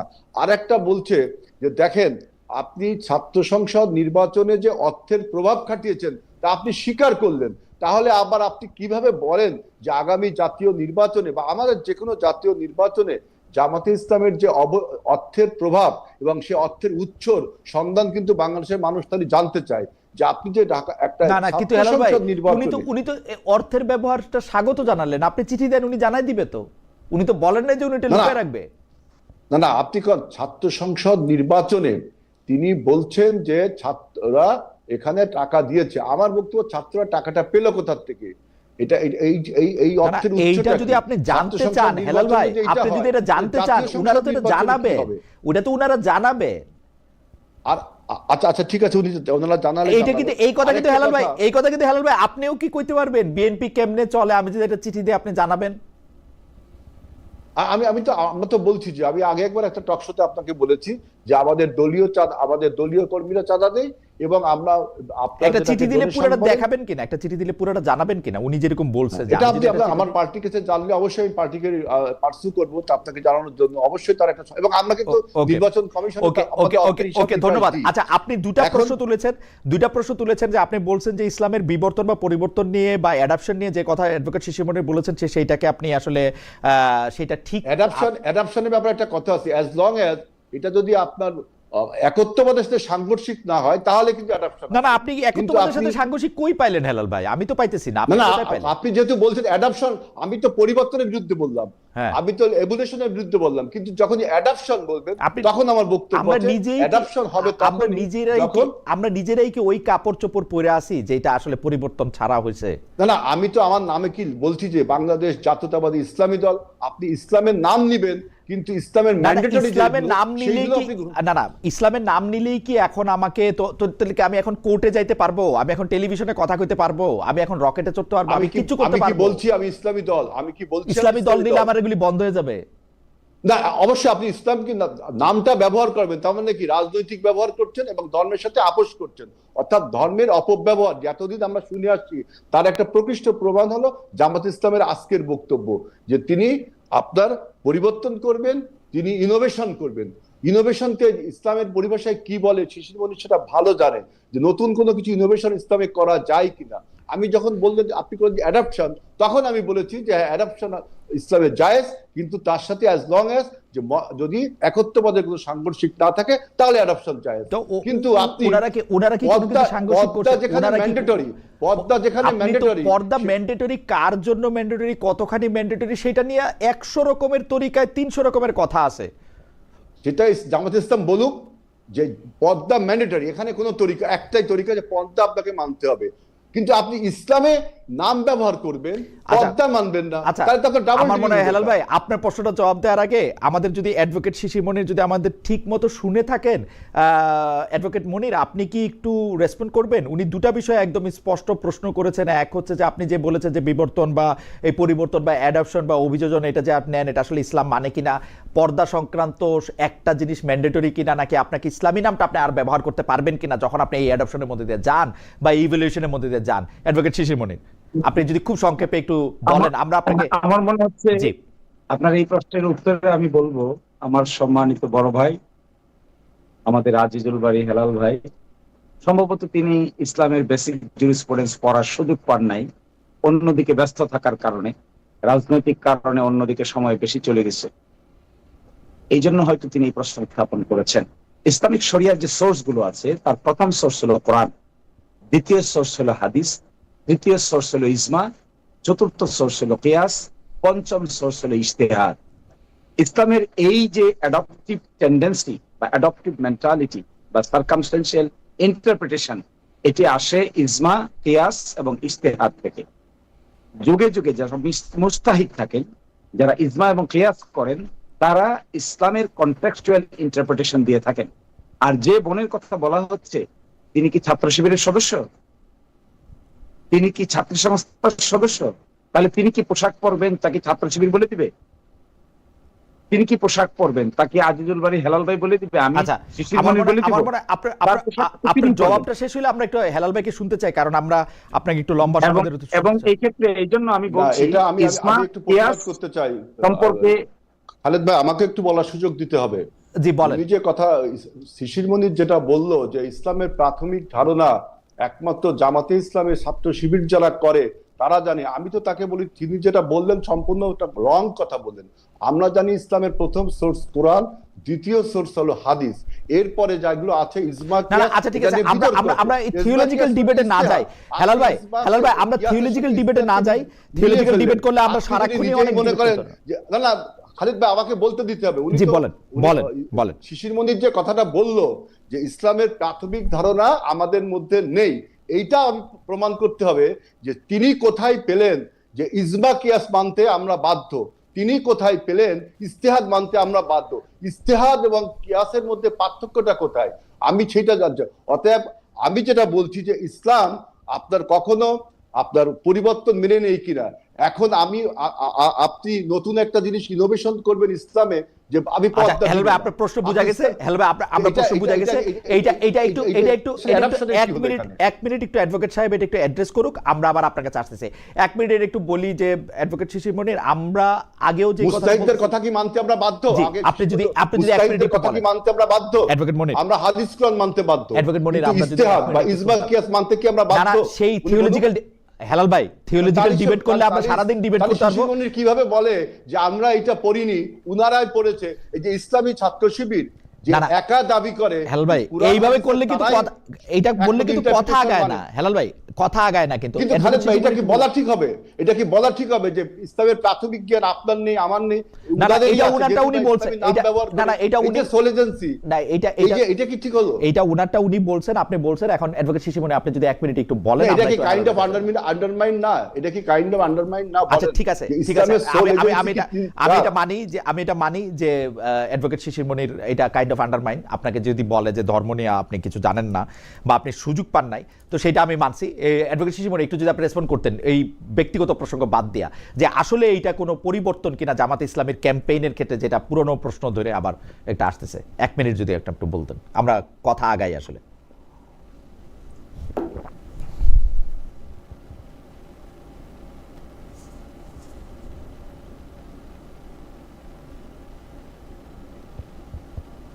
অ্যাডভোকেট মনির, কি আপনি শুনতে পাচ্ছেন আমাকে?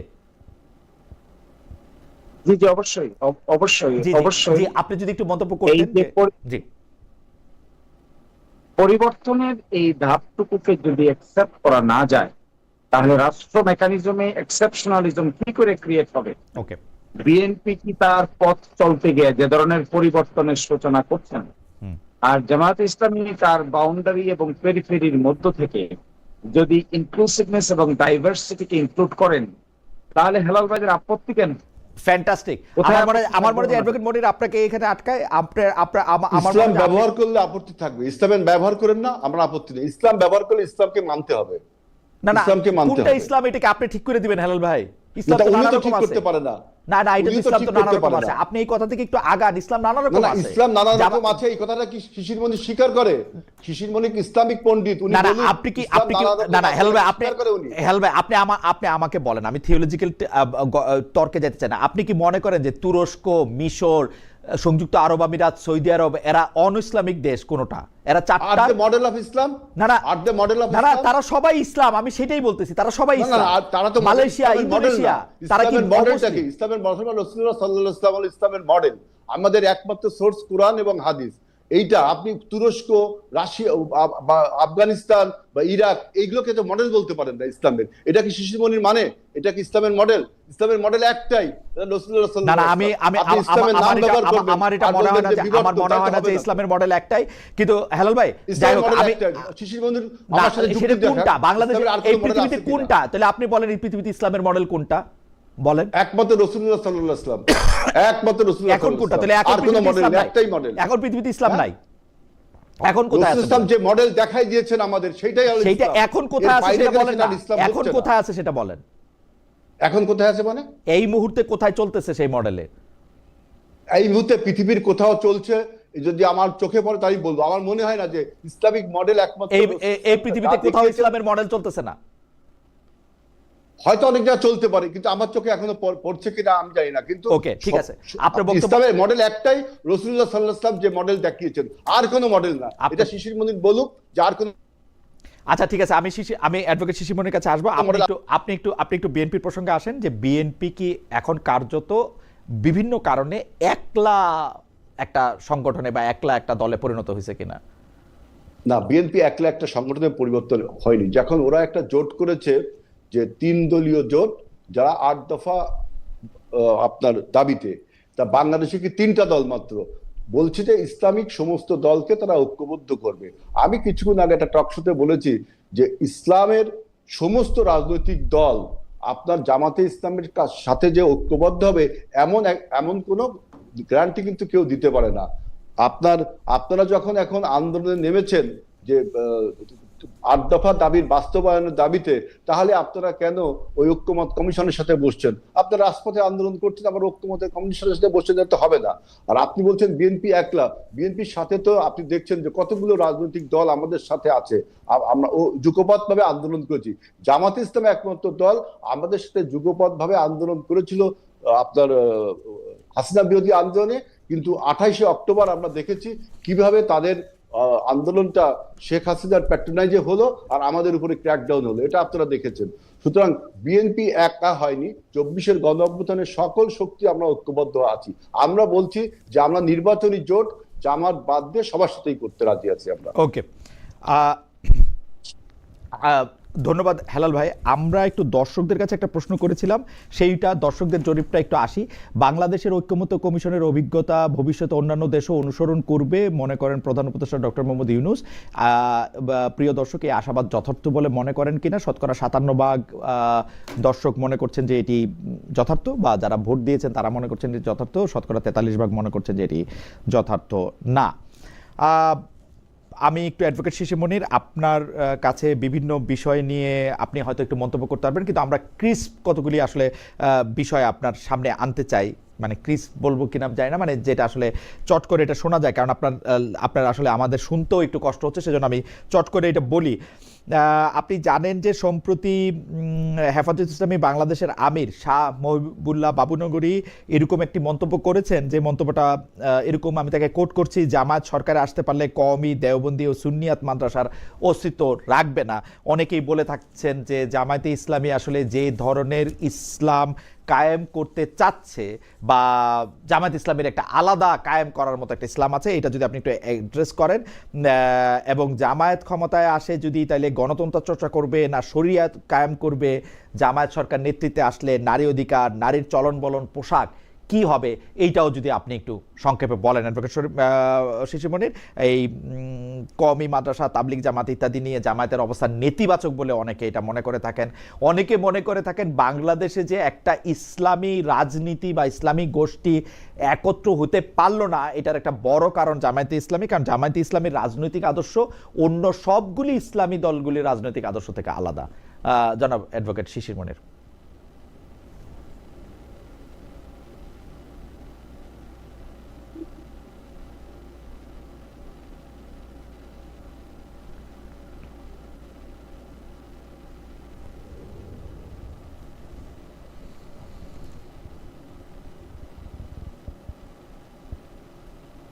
জি, এখানে একটি কথা শুধু আমি হেলালদার কথার জবাবে আমি বলতে চাই যে ঐকমত্য কমিশনে আমরা আলোচনা করেছি, তাহলে আমরা রাস্তায় গেলাম কেন, আন্দোলন করলাম কেন? তিনি প্রশ্ন করেছেন আন্দোলন করছে কেন।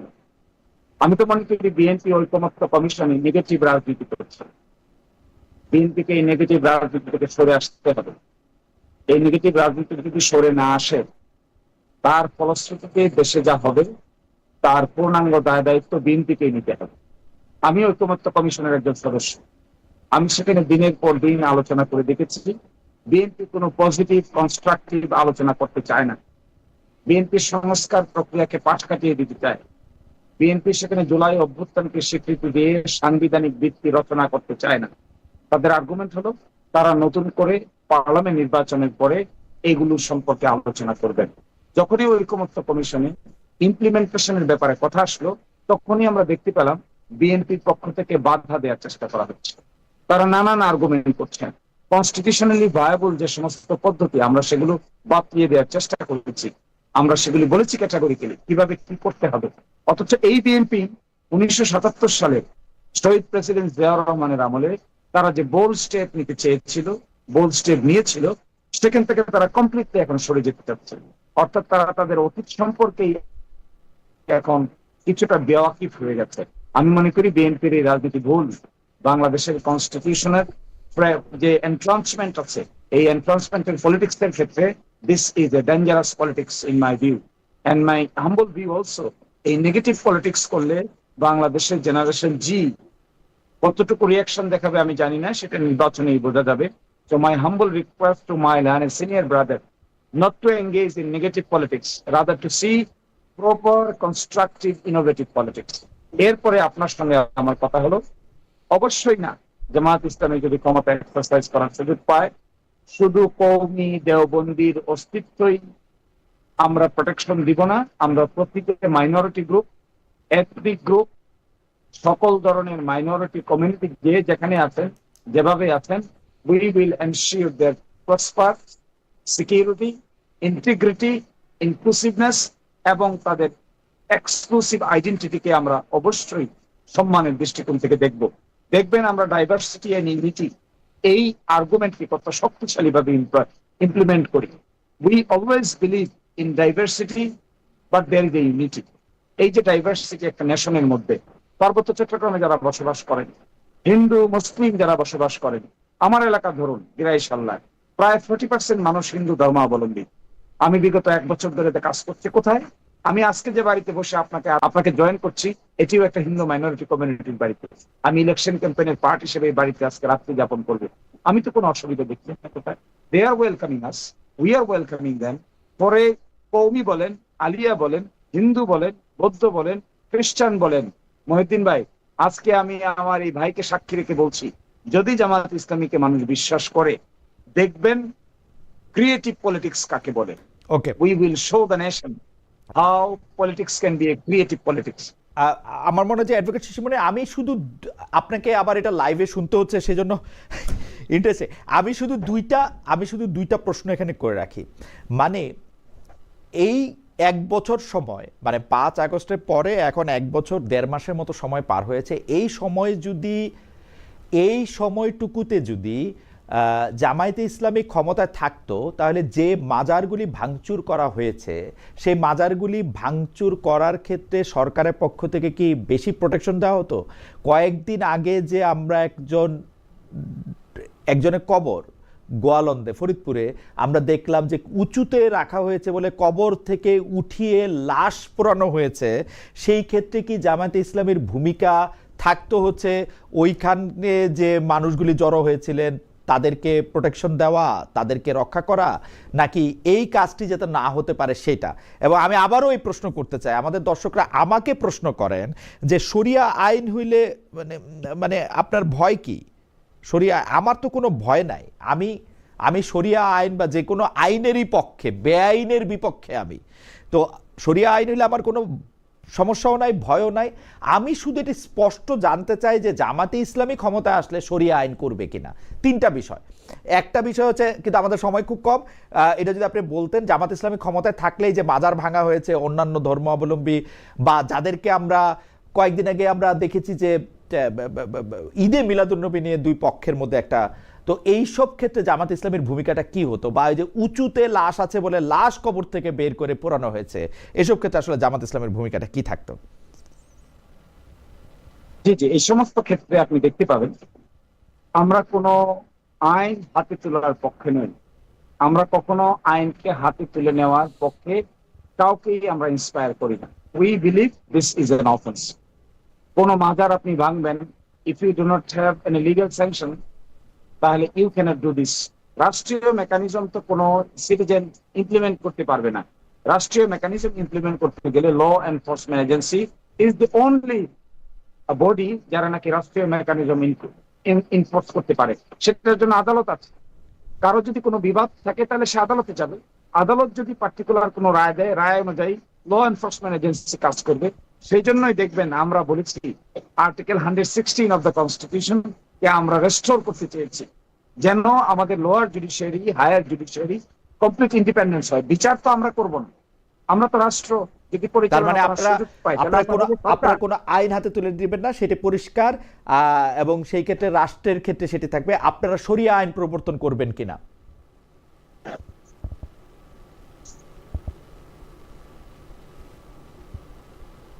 ক্ষমতায় গেলে এই প্রশ্নটির উত্তর হলো, শরিয়ার সম্পর্কে একটা যে ধারণা আছে, এই ধারণাটা আসলে আমাদের দেশে একেবারেই একটা ভুল ধারণা। এই যে আমি জনাব মহিউদ্দিন ভাই আপনার সঙ্গে শিষ্টাচার মেনটেন করে একটি হিন্দু মাইনরিটি কমিউনিটির একজন ভাইয়ের বাসায় থেকে কথা বলছি, this is also part of শরিয়া। আমি যে ব্যাংকিং করছি, this is also part of শরিয়া। আমি যে ট্রান্সপারেন্সি অ্যাকাউন্টেবিলিটির কথা বলছি, this is also part of অবশ্যই। শরিয়া। আমি কিন্তু বাংলাদেশে ডেমোক্রেসির কথা বলছি, শিশির মনির আমার কথা শুনে, শিশির মনির আমার কথা শুনে, আমি কিন্তু বাংলাদেশে একটা আইনও দেখি না যেটা শরিয়া বিরোধী এখন পর্যন্ত।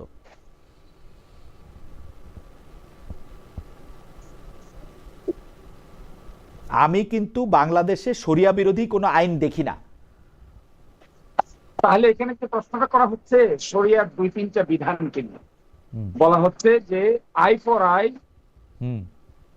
বলা হচ্ছে লাইফ ফর লাইফ, এটাকে শরিয়ার একটা। আর নারীদের জন্য যে ভয়টা দেখানো হচ্ছে, এটা কমপ্লিটলি দেখবেন আমরা ক্লিয়ার করি কেমন করে। ডাকসু নির্বাচন তার এক্সাম্পল। নারীদের পোশাক, তার আচরণ, তার রাইট টু প্রাইভেসির ক্ষেত্রে আমাদের কোনো বাধা বিপত্তি নেই। We always believe in freedom. Dhaka ইউনিভার্সিটিতে বা অন্য যে কোনো ইউনিভার্সিটিতে ছেলেমেয়েরা সহশিক্ষার ক্ষেত্রে আপনাদের কোনো সমস্যা নাই। এবং দেখবেন ডাকসুতে যারা ইলেক্টেড হয়েছে তারা তো 1 বছরের জন্য হয়েছে, তাই না? 1 বছর তারা কি করে দেখবেন, কি প্রোগ্রাম তারা হাতে নেয়? অনেকে মানে আপনাদেরই সমর্থন করে এরকম অনেক বক্তা অনেক সময় বলে থাকেন যে সহশিক্ষা বা নারী শিক্ষা একসাথে ছেলে পুরুষের সাথে একসাথে করা এটা ঠিক না। এটাতে আপনাদের কোনো মানে এই ব্যাপারগুলি আসলে হয়তো আপনাদেরকে ভবিষ্যতে এটা ক্লিয়ার করতে হবে। অ্যাডভোকেট শিশির মনির, আমরা আসছি আপনার কাছে। আমরা একটু জনাব হেলালের কাছে একটু যেতে চাই। হেলাল ভাই, শিশির মনির একদম স্পষ্ট অভিযোগ করেছেন যে বিএনপি নেগেটিভ রাজনীতি করছে সে, এবং সেই নেগেটিভ রাজনীতির থেকে বেরিয়ে না আসতে পারলে সেইটা আপনাদের জন্য খারাপ হবে। আমার একজন বন্ধু আপনার কাছে প্রশ্ন করেছেন, কোরআন সুন্নাহ মানতেই হবে মুসলিম হলে, তাহলে কি ছাত্রদলে বিএনপিতে কেউ মুসলমান নাই? তাদের মধ্যে আসলে পর্দা পুশিদা ঈমান আকীদা সেটাই বা কতটুকু? আপনি কি নিজেকে মুসলমান মনে করেন কিনা, ইসলামের আদর্শে থাকা একজন মানুষ মনে করেন কিনা? আপনার, যাই হোক, এটা আপনি উত্তর দিলে দিতে পারেন, না দিতে পারলে আমি একজন গর্বিত মুসলমান। প্রথম বক্তব্য হলো আমি একজন গর্বিত মুসলমান। হ্যাঁ, কিন্তু এবং আমি যে রাজনীতিটা করি সেই রাজনীতির আগে আমি ইসলামের এই ভাষাটা ব্যবহার করছি না। অর্থাৎ ইসলামকে আমি এক্সপ্লয়েট করে আমি রাজনৈতিক বা অন্য কোনো বেনিফিট নিতে চাচ্ছি না। ইসলামের সাথে আপনার পলিটিক্যাল স্বার্থে ইসলামের বিভিন্ন আকীদাকে কম্প্রোমাইজও করতে চাচ্ছি না। ইসলামের একমাত্র সোর্স কোরআন সুন্নাহ আমি অবশ্যই মানি এবং সেইভাবে মেনে চলার জন্য চেষ্টা করি। ভুল ত্রুটি আমার হয়, কিন্তু আমি ইসলামকে এক্সপ্লয়েট করি না। এখন বক্তব্য যে বিএনপির নাকি ভুল রাজনীতি, তাহলে শিশির মনির, আপনার তো বিএনপির কি কি করা উচিত এ ব্যাপারে একটা নির্দেশনামা দেওয়া উচিত। যেমন আপনি ইসলামের সোল এজেন্ট হলেন, যে ইসলাম কিভাবে শরিয়া ইমপ্লিমেন্ট হবে, কোনটা ইসলাম না। আপনারা যে নেগেটিভ পলিটিক্সটা করলেন, দেখেন যে আপনি জুলাই মুভমেন্টটা হলো, জুলাই মুভমেন্টটা গভর্নমেন্টকে সরিয়ে দেওয়ার জন্য, not to destroy the constitution. এই আমাদের জুলাই মুভমেন্ট কি কনস্টিটিউশনকে ডিস্ট্রয় করে দেওয়ার জন্য হয়েছিল? Not to create any new constitution. নতুন কোন সংবিধান তৈরি করার জন্য কি জুলাই মুভমেন্ট হলো? তাহলে আপনারা ভুল রাজনীতিটা করলেন কি, যে জুলাই মুভমেন্ট কি আপনারা বলছেন নতুন একটা। কিন্তু আমি যদি অন্যভাবে প্রশ্ন করি হেলাল ভাই, জুলাই মুভমেন্ট কি আসলে কনস্টিটিউশনটাকে আপহোল্ড করার জন্যই হয়েছিল? জুলাই মুভমেন্টটা হয়েছিল to alter the government, to alter the fascism, not to substitute the constitution, not to create a new constitution. এবং এরকম কোন ম্যান্ডেট তখন যখন অনগোয়িং জুলাই অভ্যুত্থান যখন চলে, তখন এরকম কোন ম্যান্ডেটও আপনার ছিল না যে আপনি একটা নতুন কনস্টিটিউশন তৈরি করবেন। আরেকটা কথা, আপনারা এখন বলছেন যে এই সরকারের বৈধতা নিয়ে অনেক কথা বলছেন। আপনারা যদি আজকে এই সরকারকে অবৈধ বলেন, তাহলে কি হাসিনার পালে বাতাস দিচ্ছেন না? আপনারা ভুল রাজনীতি করছেন না? ফ্যাসিবাদ যেখানে কলকাতার থেকে বলছে যে ডক্টর ইউনূসের নেতৃত্বে কোনো নির্বাচন হতে দেওয়া হবে না, সেই একই বয়ান আপনারা রাজপথে যায় দিচ্ছেন যে পিআর না হলে নির্বাচন হতে দেওয়া হবে না, বিভিন্ন দাবি দেওয়া না মানলে নির্বাচন হতে দেওয়া হবে না। তাহলে হাসিনার যে বয়ান যে ইউনূসের নেতৃত্বে নির্বাচন হবে না, সেই একই কথা বলছেন। এখন আবার বলছেন তত্ত্বাবধায়ক সরকারের কোশ্চেন করছেন। আপনি একবার ভাবুন, যদি তত্ত্বাবধায়ক সরকারকে আবার গঠন করতে হয়, বাংলাদেশ কি ভয়াবহ পরিস্থিতির মধ্যে যাবে। অতএব আপনারা অতীতে যে ভুল রাজনীতি করেছেন, এখনো সেই ভুল রাজনীতি করছেন। আপনারা অতীতে বহুবার ভুল রাজনীতি করেছেন, আমি এগুলো রেফারেন্স দিচ্ছি, এখনো আবার সেই ভুল রাজনীতি করছেন। জামাত ইসলামের রাজনীতিটা আমরা এক পাশে সরায় রাখি, কিন্তু বিএনপি বাংলাদেশের সবচেয়ে বড় রাজনৈতিক দল। আওয়ামী লীগ যদি নির্বাচনে অংশগ্রহণ না করে, তাহলে বিএনপিরই সবচেয়ে বেশি, তৃণমূলের সবচেয়ে বেশি সমর্থক আছে, সবচেয়ে বেশি লোক আছে, সেইটা আসলে আমরা অনেকেই বুঝি। কিন্তু বিএনপি যে ক্ষমতায় আসার আগেই বিভিন্ন স্থানে ক্ষমতার যে তেজ, সেই তেজ দেখানো শুরু করেছে। সেই দুর্নীতির জায়গা থেকে স্পেশালি যেগুলিতে আসলে হুমকি ধাপকি চাঁদাবাজি সেগুলি করা যায়, সেগুলির ক্ষেত্রে যে মানে ভূমিকা রাখতেছে, আমরা কেমনে জনগণ হিসাবে, বাংলাদেশে ভোটার হিসেবে এইটা আমরা মনে করব যে বিএনপি একটা ছোটদের আওয়ামী লীগ হইতে যাচ্ছে না? এইটা আপনার একটা ন্যারেটিভ আপনি বলছেন, বা জনগণ মনে যদি থাকে, সেই পারসেপশনটাকে আমরা আপনার মোকাবিলা করবো। কিন্তু আমার বক্তব্য, জামাতে ইসলাম বাংলাদেশ খুব সুকৌশলে, কারণ ক্যামোফ্লেজের রাজনীতিতে তাদের থেকে পায়োনিয়ার আর কেউ নেই।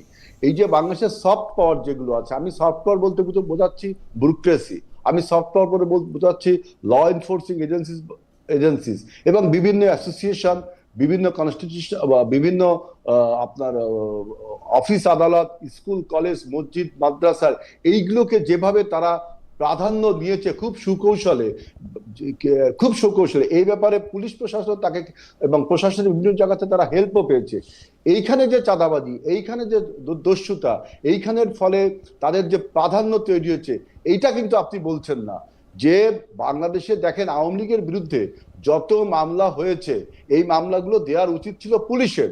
পুলিশ এই মামলাগুলো না দিয়ে জনগণকে আহ্বান করছে আপনারা মামলা দেন। এবং জামাতে ইসলাম এইখানে বলছে যে অন্য রাজনৈতিক দলকে যে আওয়ামী লীগকে ঠেকাতে হবে, কিন্তু গোপনে গোপনে আমাদের মির্জা আব্বাস যে কথাটা সুন্দর করে বলেছে, গোপনে গোপনে আওয়ামী লীগের সাথে ব্যালেন্স করছে তাদের জনপ্রিয়তা, তাদের ভোট বাড়ানোর জন্য বা তাদের শক্তি বাড়ানোর জন্য।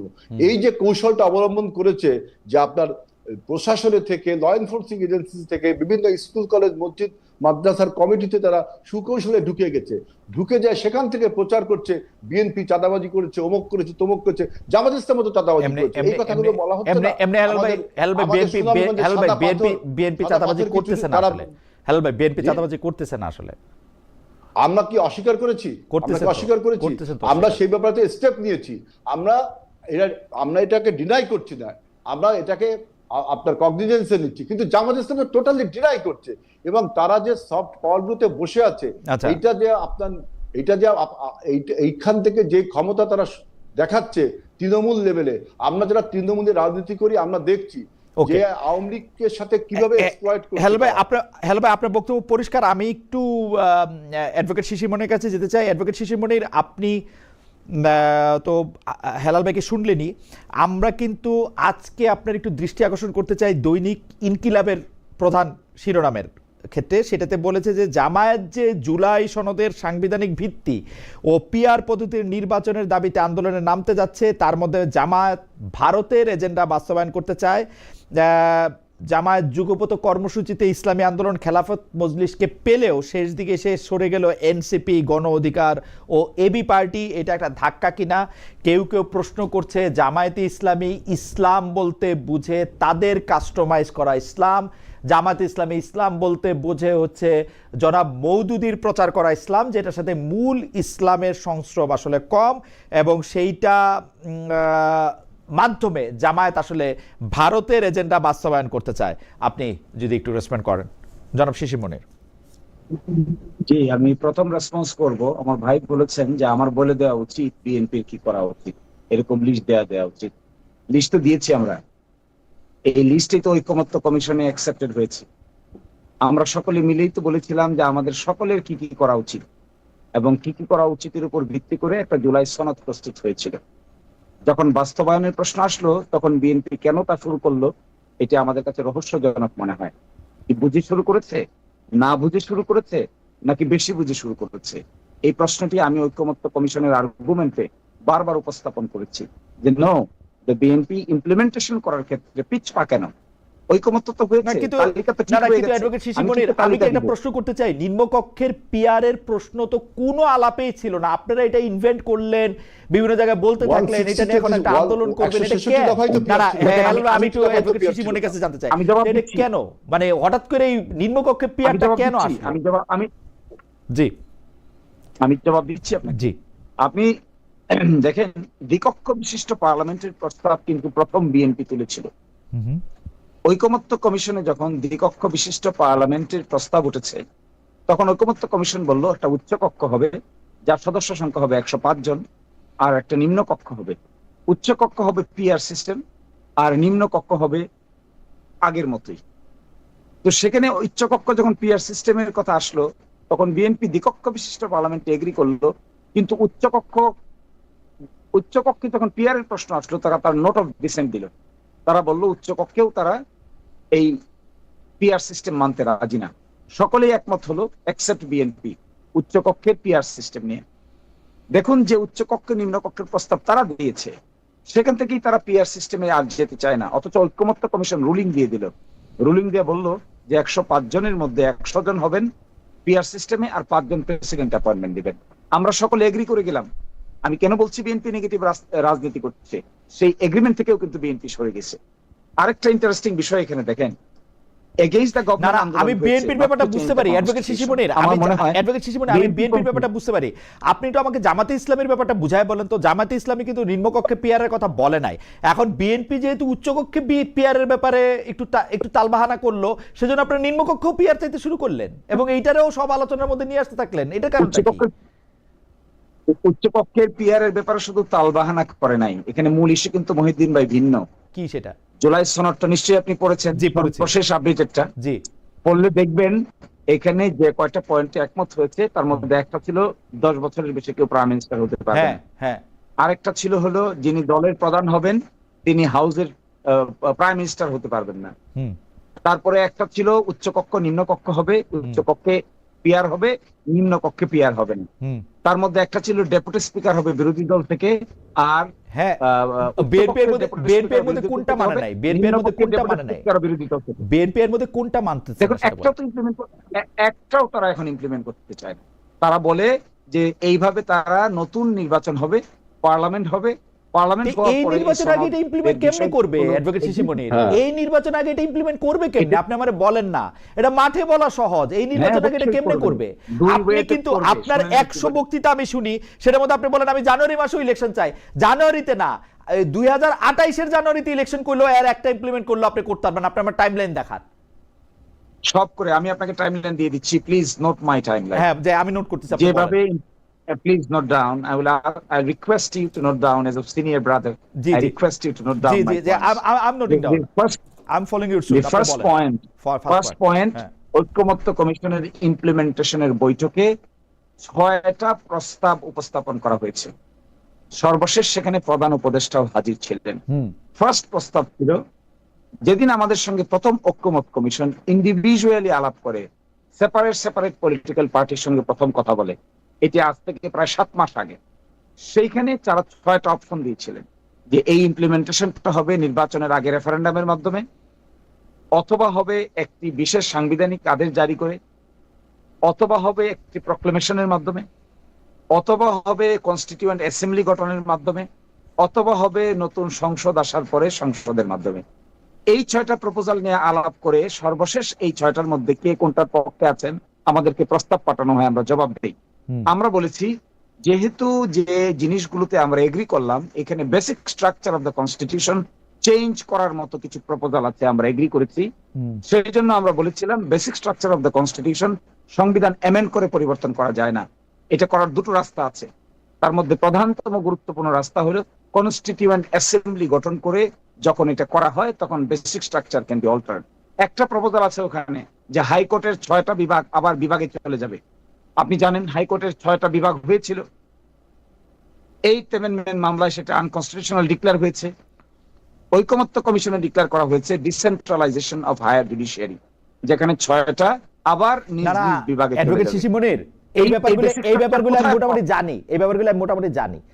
এখন ঘটনা হইতেছে যে আপনি 6টা প্রস্তাব দিচ্ছেন, সেই 6টা প্রস্তাবের মধ্যে বিশেষ সাংবিধানিক একটা জিনিস আছে, যে বিশেষ সাংবিধানিক পরিবর্তন আপনি এটা করবেন কিনা। আপনি এখন তো একটা গণঅভ্যুত্থান হয়ে যাওয়ার পরে এই সংবিধানের মাধ্যমে উপদেষ্টারা আছে না 106 এর মাধ্যমে আছে, এগুলি নিয়ে তর্ক করে তো তর্কের শেষ নাই। এখন ঘটনা হইতেছে যদি আমরা একটা ইলেকশন চাই, আপনারা কি এই দাবি করতেছেন যে প্রথমে একটা গণপরিষদ নির্বাচন কইরা তারপরে সংবিধানরে নতুন করে রাইখা নতুন করে আইনা তারপরে আবার একটা ইলেকশন করতে? এইটাই আমি বুঝতেছি। কিন্তু আমার কথা হইল, আপনারা যদি আসলে মানে বা একটা রেফারেন্ডাম দিয়া ওইটার মধ্যে হা না ভোটের মধ্যে কে জিতলো কে হারলো এটা কইরা আপনারা এটা চাইতেছেন যে আপনারা হয় গণপরিষদ নির্বাচন করবেন নাহলে রেফারেন্ডাম করবেন। আমার কথা হইল যে ভাই, এইটা একটা জাতীয় সংসদ নির্বাচন দেন, জামায়াতে ইসলামী, বিএনপি তারা তাদের জনগণের রায় প্রত্যক্ষভাবে পরীক্ষা করুক। এটা আমি আপনি সবাই জানি যে গণভোটের মাধ্যমে আসলে প্রত্যক্ষ পরোক্ষভাবে রায় পরীক্ষা করা যায় না। আপনারা ক্ষমতায় আসেন, আপনারা এগুলো ইমপ্লিমেন্ট করেন। বিএনপি তো এইটাই কইতেছে যে আপনারা তো ক্ষমতায় আসবেন, ক্ষমতায় সেগুলো ইমপ্লিমেন্ট করেন, অসুবিধাটা কি? আপনারা কিন্তু বিএনপির উপরে এটা চাপাইতেছেন এইটা বইলা যে বিএনপি ক্ষমতায় আসবে এবং আসলে এটা করবে না। জবাব দেওয়ার সুযোগ দেন। জি বলেন। জবাব দেওয়ার সুযোগ দেন। জি বলেন। দেখুন গণ অভ্যুত্থানে কি ঘটেছে। বিএনপি তো মার্শাল লদের সংবিধান পরিবর্তন করে নাই। মার্শাল ল প্রক্লামেশন নাম্বার 1 1977 এর মাধ্যমে বিএনপি সংবিধান পরিবর্তন করে নাই, সংবিধানের মূলনীতি পরিবর্তন করে নাই, absolute faith in trust in the almighty Allah যোগ করে নাই, মিনিং সোশ্যাল ইকোনমিক জাস্টিস যোগ করে নাই। কোথায় করেছিল সেটা? কোন পার্লামেন্টে? আজকে কেন এই কথা বলছেন? কারণ তারা গণ অভ্যুত্থানের যে শক্তি, এই শক্তিকে তারা ঐতিহাসিকভাবে সাংবিধানিকরণ করতে চান না। এখানেই তাদের রাজনীতি। আমি সেটাকেই বলছি ভুল রাজনীতি। 106 আপনি বিশ্বাস করেন এটা? 106 গভর্নমেন্ট, এটা 106 গভর্নমেন্ট যদি হয়, দেখেন তো বাংলাদেশের সংবিধানে প্রধান উপদেষ্টার শপথ বলতে কিছু আছে কিনা? না, 106 দিয়ে এটা সুপ্রিম কোর্ট রেটিফাই করছে। আমি একটু পর্যন্ত মাইনা নিব, আমি উকিলি তর্কে যাব না। আমি বলবো চিফ জাস্টিস এবং তার ব্রাদাররা বৈশা বলছে যে এটা পারে, আমি ধরে নিছি এটা পারে। কারণ সকল কিছুই তো পারসেপশন। আমাকে এটা ধৈর্য নিতে হয়েছে যে এটা পারে। এখন সংবিধানে নাই প্রধান উপদেষ্টা, এখন আমার কাছে আমি এখন প্রধান উপদেষ্টা বসাবো, আমি এখন চিফ জাস্টিসের কাছে গেছি, ও আর ওর ব্রাদাররা মিলে কইছে তুমি এটা পারো, এখন আমি ওইটারও কোশ্চেন করবো, কই গিয়ে ঠেকবো তারপরে গিয়ে আমি? এটাই তো ভুল রাজনীতি। এই ভুল রাজনীতিকেই তো বিএনপি নিয়ে গেছে দেশকে। এই 106 করার ক্ষেত্রে তারাই তো অ্যাডভাইস করেছে। যদি তারা এখন কেন সেটা রেকটিফাই করতে চায় না? এখন কেন গণ অভ্যুত্থানের এই গভর্নমেন্টের মূল শক্তি তো পিপলস উইল কে তারা রিকগনাইজ করতে চাচ্ছে না। ভাই বলেন এই যে 2026 সালে আমার একটু সুযোগ দিলে ফেব্রুয়ারি, আচ্ছা আপনি শেষ করলে আমি একটু কই, আপনি সুযোগ দিলে আমি একটু কই। আপনি যে 2026 সালের 12 ফেব্রুয়ারি নির্বাচনের কথা বলা হচ্ছে, 2026 সালের 12 ফেব্রুয়ারি নির্বাচনের আইন কোথায় পেল তারা? আইন পায় না অ্যাডভোকেট শুনেন। আমি আপনার আইন দেখাই, দাঁড়ান। আপনার তো আমার আসলে আমি আপনার আইন দেখাই, আমি আপনার বলি। আপনি মার্শাল লর উদাহরণ দিলেন, 1977 সালের প্রক্লেমেশনের কথা আপনি কইলেন। বাংলাদেশে যদি এখন একটা মার্শাল ল হইতো যেখানে কনস্টিটিউশন সাসপেন্ড করা যায়, কনস্টিটিউশন সাসপেন্ড রাখা যায়, তারপরে যেমন ইচ্ছা এটাকে আমি পরিবর্তন করে পরে ভূতাপেক্ষ আমি এটা চেঞ্জ করতে পারি, সেইটা কিন্তু হয়তো আরেকটা সিনারিও। এখন বাংলাদেশে কিন্তু আসলে মার্শাল ল বা যেই লতে আমি আমার সংবিধান সাসপেন্ডেড রাখছি, ওইটা কিন্তু আমি করি নাই। কেন করি না? এটা জামাতে ইসলামের দোষ নাকি বিএনপির দোষ নাকি ইউনূস সাহেবের দোষ নাকি ওয়াকার সাহেবের দোষ? এটা ইতিহাস ঠিক করবে পরে। আমি জানি না এটা কার দোষ বা গুণ, না ফরহাদ মাজার ভাইয়ের দোষ। আমি যেটা কইতে চাই সেটা আমি বলি। এখন আপনি তো কনস্টিটিউশন সাসপেন্ডেড রাখেন নাই ভাই। এখন আপনি যখন কনস্টিটিউশন সাসপেন্ডেড রাখেন নাই, আপনার যখন একটা মার্শাল ল নাই, আপনি প্রতিদিনের কাজকর্ম আপনি কি দিয়া চলবেন? আপনি যে আমার নামে মামলা করবেন আমি আপনার খুন করছি, এটা আপনি কি দিয়া করবেন? আপনার যদি এখন সংবিধান 1 মিনিটের জন্য সাসপেন্ডেড থাকে, কি করবেন আপনি আমারে বলেন? আপনাকে তো একটা ভান কইরেই যাইতে হবে যে না আমার এটা সংবিধান আছে। তাহলে আপনাকে শুনেন, তাহলে আমার প্রশ্নের আনসার শুনেন। বলেন। তাহলে আপনি আমাদের কনস্টিটিউশনাল জার্নির পার্টগুলো সম্পর্কে আমি ধরে নিচ্ছি আপনি 100% ওয়াকিবহাল। at least 90% ওয়াকিবহাল। আমি ধরে নিচ্ছি 100% because আমি he was my 90% senior brother, happened to be the legal career. 153 constitutional প্রভিশনের মধ্যে একটু কনস্টিটিউশনটা খুলে একবার বসেন, আমরা বারবার বসেছি। 57টা অনুচ্ছেদ ইতোমধ্যে অ্যাব্রোগেটেড হয়ে গেছে by way of action of the state and by the mass movement.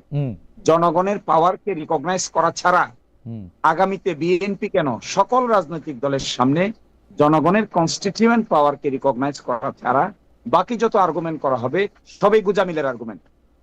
যদি এই গুজামিলটা রেখে সামনের দিকে অগ্রসর করা হয়, আমাদের কনসার্নটা দেখেন ভাই, আমাদের কনসার্নটা not to create any obstacle in holding general elections. আমাদের কনসার্ন হলো আমরা জানুয়ারিতে নির্বাচন চাই, আমরা ডিসেম্বরে নির্বাচন চাই, আমরা ফেব্রুয়ারি 12 তারিখে নির্বাচন চাই, আমরা 48 ঘন্টার ভিতরে এই কমপ্লেক্সিটি দূর করে ফেলা সম্ভব। এই কমপ্লেক্সিটি আগামী 72 ঘন্টার ভিতরে দূর করে ফেলা সম্ভব। 72 ঘন্টার ভিতরে দূর করেন, কেমনে এটা একটু বলেন তো, এটা problem solve, let's proceed further. Where is the problem? Further proceed বলতে যে মানে আমরা কি এখন কনস্টিটিউশনটাকে উইথেল রাখবো, কি করব এখন? কিছুই করবেন না, আপনি কনস্টিটিউশনের অতীতে যা করেছেন তাই করবেন। আপনি সফার প্র্যাকটিকেবল জুলাই সনদের যে কয়টা বিধানের সঙ্গে সংবিধান সাংঘর্ষিক আছে, এই কয়টা বিধানের উপর জুলাই সনদকে সুপ্রিমেসি দিবেন, that is done. This is the way we have done it earlier. সেটা তো অ্যাডভোকেট সিসি মনির, এটা তো অলরেডি আপনি বলছেন 57টা অনুচ্ছেদ অলরেডি লঙ্ঘিত হয়ে গেছে।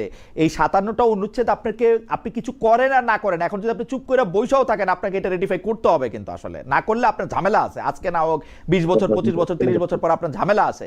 আপনি তো এটা করবেনই, কিন্তু এইটা করার ক্ষেত্রে কোন ওয়েতে এটা করা হবে, কেমনে এইটার মধ্যে থেকে এটা করবে। বিএনপিও কিন্তু বড় ঝামেলায় পড়বে, বিএনপি কিন্তু সুখে থাকবে তা না, সবাই ঝামেলায় পড়বো আমরা। মানে এই 57 অনুচ্ছেদের মধ্যে সবাই ঝামেলায় পড়বে। একটা আমি এই জন্য বলছিলাম ভাই, আমি এই জন্য বলছিলাম যে নেগেটিভ রাজনীতি থেকে বের হয়ে আসলে যে 2-3টা ওয়ের কথা বলা হচ্ছিল, একটা ছিল রেফারেন্ডাম আর একটা ছিল স্পেশাল কনস্টিটিউশনাল আদেশ। এর মাধ্যমে সবাই ঐক্যমত্য হয়ে এটা যা হয়ে গেলে could have been solved within 48 hours. আমি কিন্তু অ্যাডভোকেট মনির আপনার সঙ্গে আমার আসলে আলাদা করে বসতে হবে। আমি কিন্তু বুঝতেছি না আর্গুমেন্টটা কথা, কারণ বিএনপিও তো এটা নিয়ে ঝামেলায় পড়বে, বিএনপিকে এটা রেটিফাই করতেই হবে। বিএনপি তো এটা নিয়ে বসে থাকতে পারবে না। সংবিধানের মধ্যে আমি আর আপনি সত্যি একই পৃষ্ঠায়। আমিও মনে করি 57টা অনুচ্ছেদের 57টা এবং ভয়ঙ্কর ভয়ঙ্কর অনুচ্ছেদ, মানে শেখ হাসিনা শেষ দিকে যে সংবিধানটা এমন জায়গায় নিয়ে গেছে, এর জন্য এক একজনের 7বার 8বার করে ফাঁসি হবে। এখন এই জায়গাগুলি তো সবগুলি ঠিক করতে হবে। বিএনপি তো এটা দ্বিমত করে নাই ভাই, আপনি কোথায় দ্বিমত পাই না? আমি তো পাই নাই দ্বিমত করছে তো, দ্বিমত তো করছেন। সর্বশেষ শেষে ওই দিন দেখলাম হঠাৎ করে বলতেছেন ঠিক আছে সনদের প্রাধান্য দেওয়া যাবে কি যাবে না, এই ব্যাপারে আমরা আরেকটা 106 প্রেসিডেন্টের মাধ্যমে আমরা মাননীয় প্রধান বিচারপতির কাছে আরেকটা অ্যাডভাইজারি অপিনিয়ন পাঠাই। আবার মাথায় বিএনপির আর্গুমেন্ট হলো we are within the constitution, কিন্তু কনস্টিটিউশন যে অ্যাব্রোগেট হয়ে গেছে, কনস্টিটিউশন যে ইতোমধ্যে 57টা, এটা কি তাদের জন্য ডেঞ্জার না? সেটা তো সকলের জন্য ডেঞ্জার। সেটা তো আমরা রেট্রোস্পেক্টিভ ঠিক করে নিব, সেটা তো আমরা রেট্রোস্পেক্টিভ, সেটা তো আমরা ভূতাপেক্ষ ঠিক করে নিব ভাই। এই বিশ্বাসটা আপনারা কেন রাখতেছেন না বিএনপিতে? আচ্ছা ঠিক আছে, যাক, আপনার সঙ্গে এটা নিয়ে আমার আলাদা করে অনেক কথা হইতে হবে। এইটা নিয়ে আমি মনে হয় আমার মনে হয় যে ডেফিনেটলি এটা নিয়ে আসলে আপনার সাথে আমার কথা বলার আছে। আমি একটু জনাব আজিজুল বারী হেলালকে একটু শুনতে চাই, উনি অনেকক্ষণ ধরে কথা বলতে চাচ্ছেন। আমরা আসলে জনাব আজিজুল বারী হেলাল, আপনারা মানে যেই বিষয়টা দিবালোকের মতো স্পষ্ট, আমি আপনাকে বলি আমাদের সংবিধানে কিন্তু আসলে প্রধান উপদেষ্টা মণ্ডলী যে নির্বাচন কমিশনের মাধ্যমে এটা গঠন করা হয়েছে, 90 দিনের মধ্যে নির্বাচনের কোনোটাই কিন্তু আসলে মানে আমি কি কমো, আমার এগুলি মুখস্থ থাকে না, কিন্তু দেখলে আমি দেখতাম যে মানে পুরাটা দেশ কিন্তু চলতেছে হচ্ছে যে মানে মানে একটা কিছু মানে প্রতিটা জিনিস নিয়ে কিন্তু মামলা হইতে পারবে। এখন আপনারা এটা কিভাবে রেটিফাই করবেন, কিভাবে কি করবেন, এটা নিয়ে আপনাকে ভাবনাটা কি আসলে? হেলাল ভাই আমাকে একটু বলতে, প্রথমে আমি অবজেকশন জানাই যে ওই যে বললেন যে 57টা আর্টিকেল নাকি অটোমেটিক্যালি চলে গেছে, আপনিও বললেন চলে গেছে না ভাই, লঙ্ঘিত হইছে তারা এটা বলবে না লঙ্ঘিত হইছে, তর্ক করে লাভ নেই। আমি একটা ডিসপুট রেখে গেলাম যে 57টা চলে যায় নাই ভাই, লঙ্ঘিত হইছে চলে যায় নাই না, এখানে বলছে যে অলরেডি চলে গেছে তাই বলছে। তারপরে আপনি বলছেন যে কনস্টিটিউশনে আপনি আরেকটা বললেন যে ইমপ্লিমেন্টেশন হবে কি করে জুলাই সনদ। দেখেন জুলাই সনদ ইমপ্লিমেন্টেশনের জন্য বিএনপি যত পরিষ্কার করে বলেছে, এটাকে জটিল করছে জামাতে ইসলামী। আমরা বললাম যে সংবিধান যদি সংস্কার করতে হয় আপনাকে সংসদে যেতে হবে, এটার বাইরে আপনার কোনো পথ আছে? আপনি যদি কোনো সংবিধান সংস্কার করতে না হয় তাহলে আপনি নির্বাহী আদেশে দেন। এছাড়াও যদি আপনার কোনো পদ্ধতি থাকে সেটা আপনি সুপ্রিম কোর্টের কাছে জিজ্ঞেস করতে পারেন। আপনি বলছেন যে নতুন একটা এগ্রিমেন্ট করতে হবে যেখানে সকলের সনদ থাকবে যে এই এগ্রিমেন্টে যদি কেউ আপনার লঙ্ঘন করে তাকে নাকি যে ট্রিজন অফেন্স আপনাকে সেই রাষ্ট্রদ্রোহী মামলা খেতে হবে। মানে 71-এর সেই ঢেকুর এখনো শেষ হয়নি, আবার মানে রাষ্ট্রদ্রোহী মামলা খেতে হবে এই জুলাই সনদ যদি আপনারা যে একটা ওই যে কি একটা বলছেন যে এই সনদটাকে যদি আমরা সবাই না মান্য করি। আমরা বিএনপি 3টা পথ দেখালাম, আপনি যদি এখন অন্য কোনো পথ দেখান যে এই পথে আপনার জুলাই সনদটা আপনার বাস্তবায়ন হবে, তাহলে তো আমি দেখলাম যে এক্সিস্টিং যে সংবিধান সেই সংবিধানকে তো আপনি লঙ্ঘন করে আরেকটি সংবিধান না কিন্তু হেলাল ভাই পুরনো তোলপাড় করতে ভালো লাগে না হেলাল ভাই।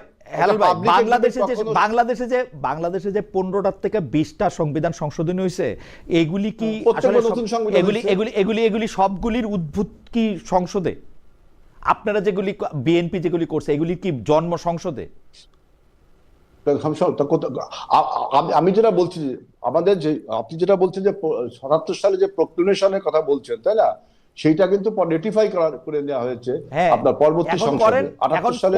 এখন করেন, পরে সংসদে গিয়ে রেটিফাই করবেন, সহজ হিসাব না এখন যদি আপনি একটা এখন কি বাংলাদেশে কি আপনার একটা কোনো বিপ্লব হয়েছে? আপনি যেটা বললেন এখানে কি কোনো সায়েম যে মার্শাল ল জারি করেছে সেই মার্শাল ল জারি হয়েছে? এখানে খালি মার্শাল লটা হয় না, এখানে খালি মার্শাল লটা হয় না, বিপ্লবের চেয়ে কম কি হয়েছে? প্রধানমন্ত্রী চলে গেছে, বাইতুল মুকাররমের খতিব চলে গেছে, আর কি বিপ্লব আর কি হবে? 90-তেও তা হয়েছে, যেই ছাত্রের পরীক্ষা দেওয়ার কথা 2 দিন পরে সে মন্ত্রী হয়েছে, আর কি বিপ্লব হবে? এটা আপনি রেটরিকলি বলতে পারেন যে ছাত্রের পরীক্ষা দেওয়ার কথা সে মন্ত্রী হয়েছে, এটা আপনি বিপ্লব হয়নি, এটা একটা বিসদৃশ্য কাজ হয়েছে। আমি সেটা বলছি যে আপনারা আজকে সংবিধানকে আপনারা যে বিভিন্ন রকম প্রশ্ন তুলছেন এই বৈধতা, সরকারের বৈধতা নিয়ে সংবিধানের বিভিন্ন খুঁটিনাটি বিষয় নিয়ে তুলছে, আসলে আপনাদের উদ্দেশ্যটা কি, মতলবটা কি? মতলবটা হলো হেলাল ভাই আমি একটু বাংলা ভাষায় বলি, অ্যাডভোকেট শিশির মনির অনেক বেশি শিক্ষিত সেজন্য সে একটু কঠিন ভাষায় বলে, আমি বাংলা ভাষায় বলি। বাংলা ভাষাটা হইল 2024 সালের 5 আগস্টের পর থেকে আজ পর্যন্ত সংবিধানটা যদি আপনি সুপ্রিম ল ধরেন, সেই সুপ্রিম লর অনেকগুলি লঙ্ঘন আপনি অলরেডি করে ফেলছেন। কইরা ফেলতে হয়েছে আপনার উপদেষ্টা পরিষদ কইরা, প্রধান উপদেষ্টা কইরা ফেলতে হয়েছে যে রাষ্ট্র পরিচালনার বিভিন্ন জিনিস নেয়া। এখন আপনি এটা রেটিফাইটা কেমনে করবেন এটা আপনাদের বলতে হবে, তো এটা রোড ম্যাপ বলতে হবে তো যে এটা করবেন। আপনি উদাহরণ একটা বলুক, আমরা তো বললাম যে 106 এর বিনিময়ে আমরা একটা অন্তর্বর্তীকালীন সরকার পেয়েছি এবং অন্তর্বর্তীকালীন সরকারের মেয়াদ নিয়ে আপনারা একটা প্রশ্ন তুলতে পারেন, কিন্তু দেখবেন জুলাই সনদে কিন্তু লেখা আছে যে পরবর্তী সংসদ এই ডক্টর ইউনূস সরকারকে সাংবিধানিক বৈধতা দিবে। আপনি এটা খুবই একটা ইন্টারিম ব্যবস্থাপনা হেলাল ভাই। 106 কেন বাংলাদেশের সুপ্রিম কোর্টের পিপলের হয়ে অর্ডার দেওয়ার কোনো ক্ষমতাই নাই, এই এখতিয়ারই নাই সুপ্রিম কোর্টের। 106 আমি 7 বার আলট্রা ভাইরাস চ্যালেঞ্জ করতে পারি, এখনই চ্যালেঞ্জ করতে যখন হবে তখন সেই জন্যই তো সংসদ, সেই জন্যই তো আপনার একটা রোড ম্যাপ দিতে লাগবে তো আপনার। হ্যাঁ সেই জন্য আপনি সংসদে সে কথাগুলো বলা হবে, আপনি সেই পর্যন্ত ওয়েট করেন। আপনি একমত হন, সংসদে তো যাইবেনই, আপনি করবেনই তো। এখন এটা আমি যাব বলে সে কথা বলছি না, যে আপনি এখনই যে অ্যামেন্ডমেন্ট করার যে প্রপোজাল গুলো দিচ্ছেন বা আপনি যে আপনার সব সংস্কার বাস্তব এখনই করতে হবে, সেটা কিভাবে করবেন তার একটা রোডম্যাপ আপনি দেন, সেটা আপনি একটা দেন। আমরা তো বললাম যদি 106 চ্যালেঞ্জ হয় তাহলে যখন হবে তখন আমরা এইসব নিয়ে ভাববো। এখন তো আমাদের সামনে সবচেয়ে গুরুত্বপূর্ণ বিষয় যে আপনার ফ্যাসিবাদের যে পদধ্বনি, ফ্যাসিবাদের যে বয়ান, আমাদের নির্বাচনকে বানচাল করার যে বয়ান, সেইটাকে আমার মনে হয় হেলাল ভাই আমরা সবাই এক জায়গাতেই আসি, অনেক অকারণেই হলো অনেক বিষয়গুলির মধ্যে অনেক মানে দূরত্ব সৃষ্টি হয়, আমরা এই দূরত্বগুলি কমাইতে চেষ্টা করব। অ্যাডভোকেট শিশির মনির যদি আমাদেরকে শুনতে পারতে থাকেন বা বলতে পারতে থাকেন, আমাদেরকে একটু শেষ কথা বলেন। হেলাল ভাই একদম স্পষ্ট বলেছেন যে এই কারণে এটা হইতেছে না এবং এটাকে নেগেটিভ রাজনীতি বলতেছে। আপনি যদি 2টা লাইন একটু বলেন, আমরা আজকে অনুষ্ঠান শেষ করব। অনেক আমি 2টা লাইন বলছি। তিনি বলেছেন যে বাংলাদেশে কি মার্শাল ল হয়েছে? হ্যাঁ, বাংলাদেশে যা হয়েছে 5ই আগস্ট তা মার্শাল লর চাইতেও শক্তিশালী ঘটনা ঘটেছে সাংবিধানিকভাবে। আর দ্বিতীয় বলেছেন মতলবটা কি? মতলবটা আমার হেলাল ভাইদেরকে আমরা সংরক্ষণ করতে চাই, কনস্টিটিউশনালি প্রোটেকশন করতে চাই, সকলকেই প্রোটেকশন দিতে চাই, আমরা চাই রাষ্ট্র আরো প্রোটেক্টেড হোক এবং কনস্টিটিউশনালি এবং লিগালি আরো ভায়াবল হোক, এটাই আমাদের মতলব। এর বাইরে যদি মতলব কোনো কিছু বিএনপি বা যে কোনো রাজনৈতিক দল খোঁজেন, এটার মতলব থাকবে না, এটা কুমতলবে পরিণত হবে। এখানেই আমার কথা শেষ।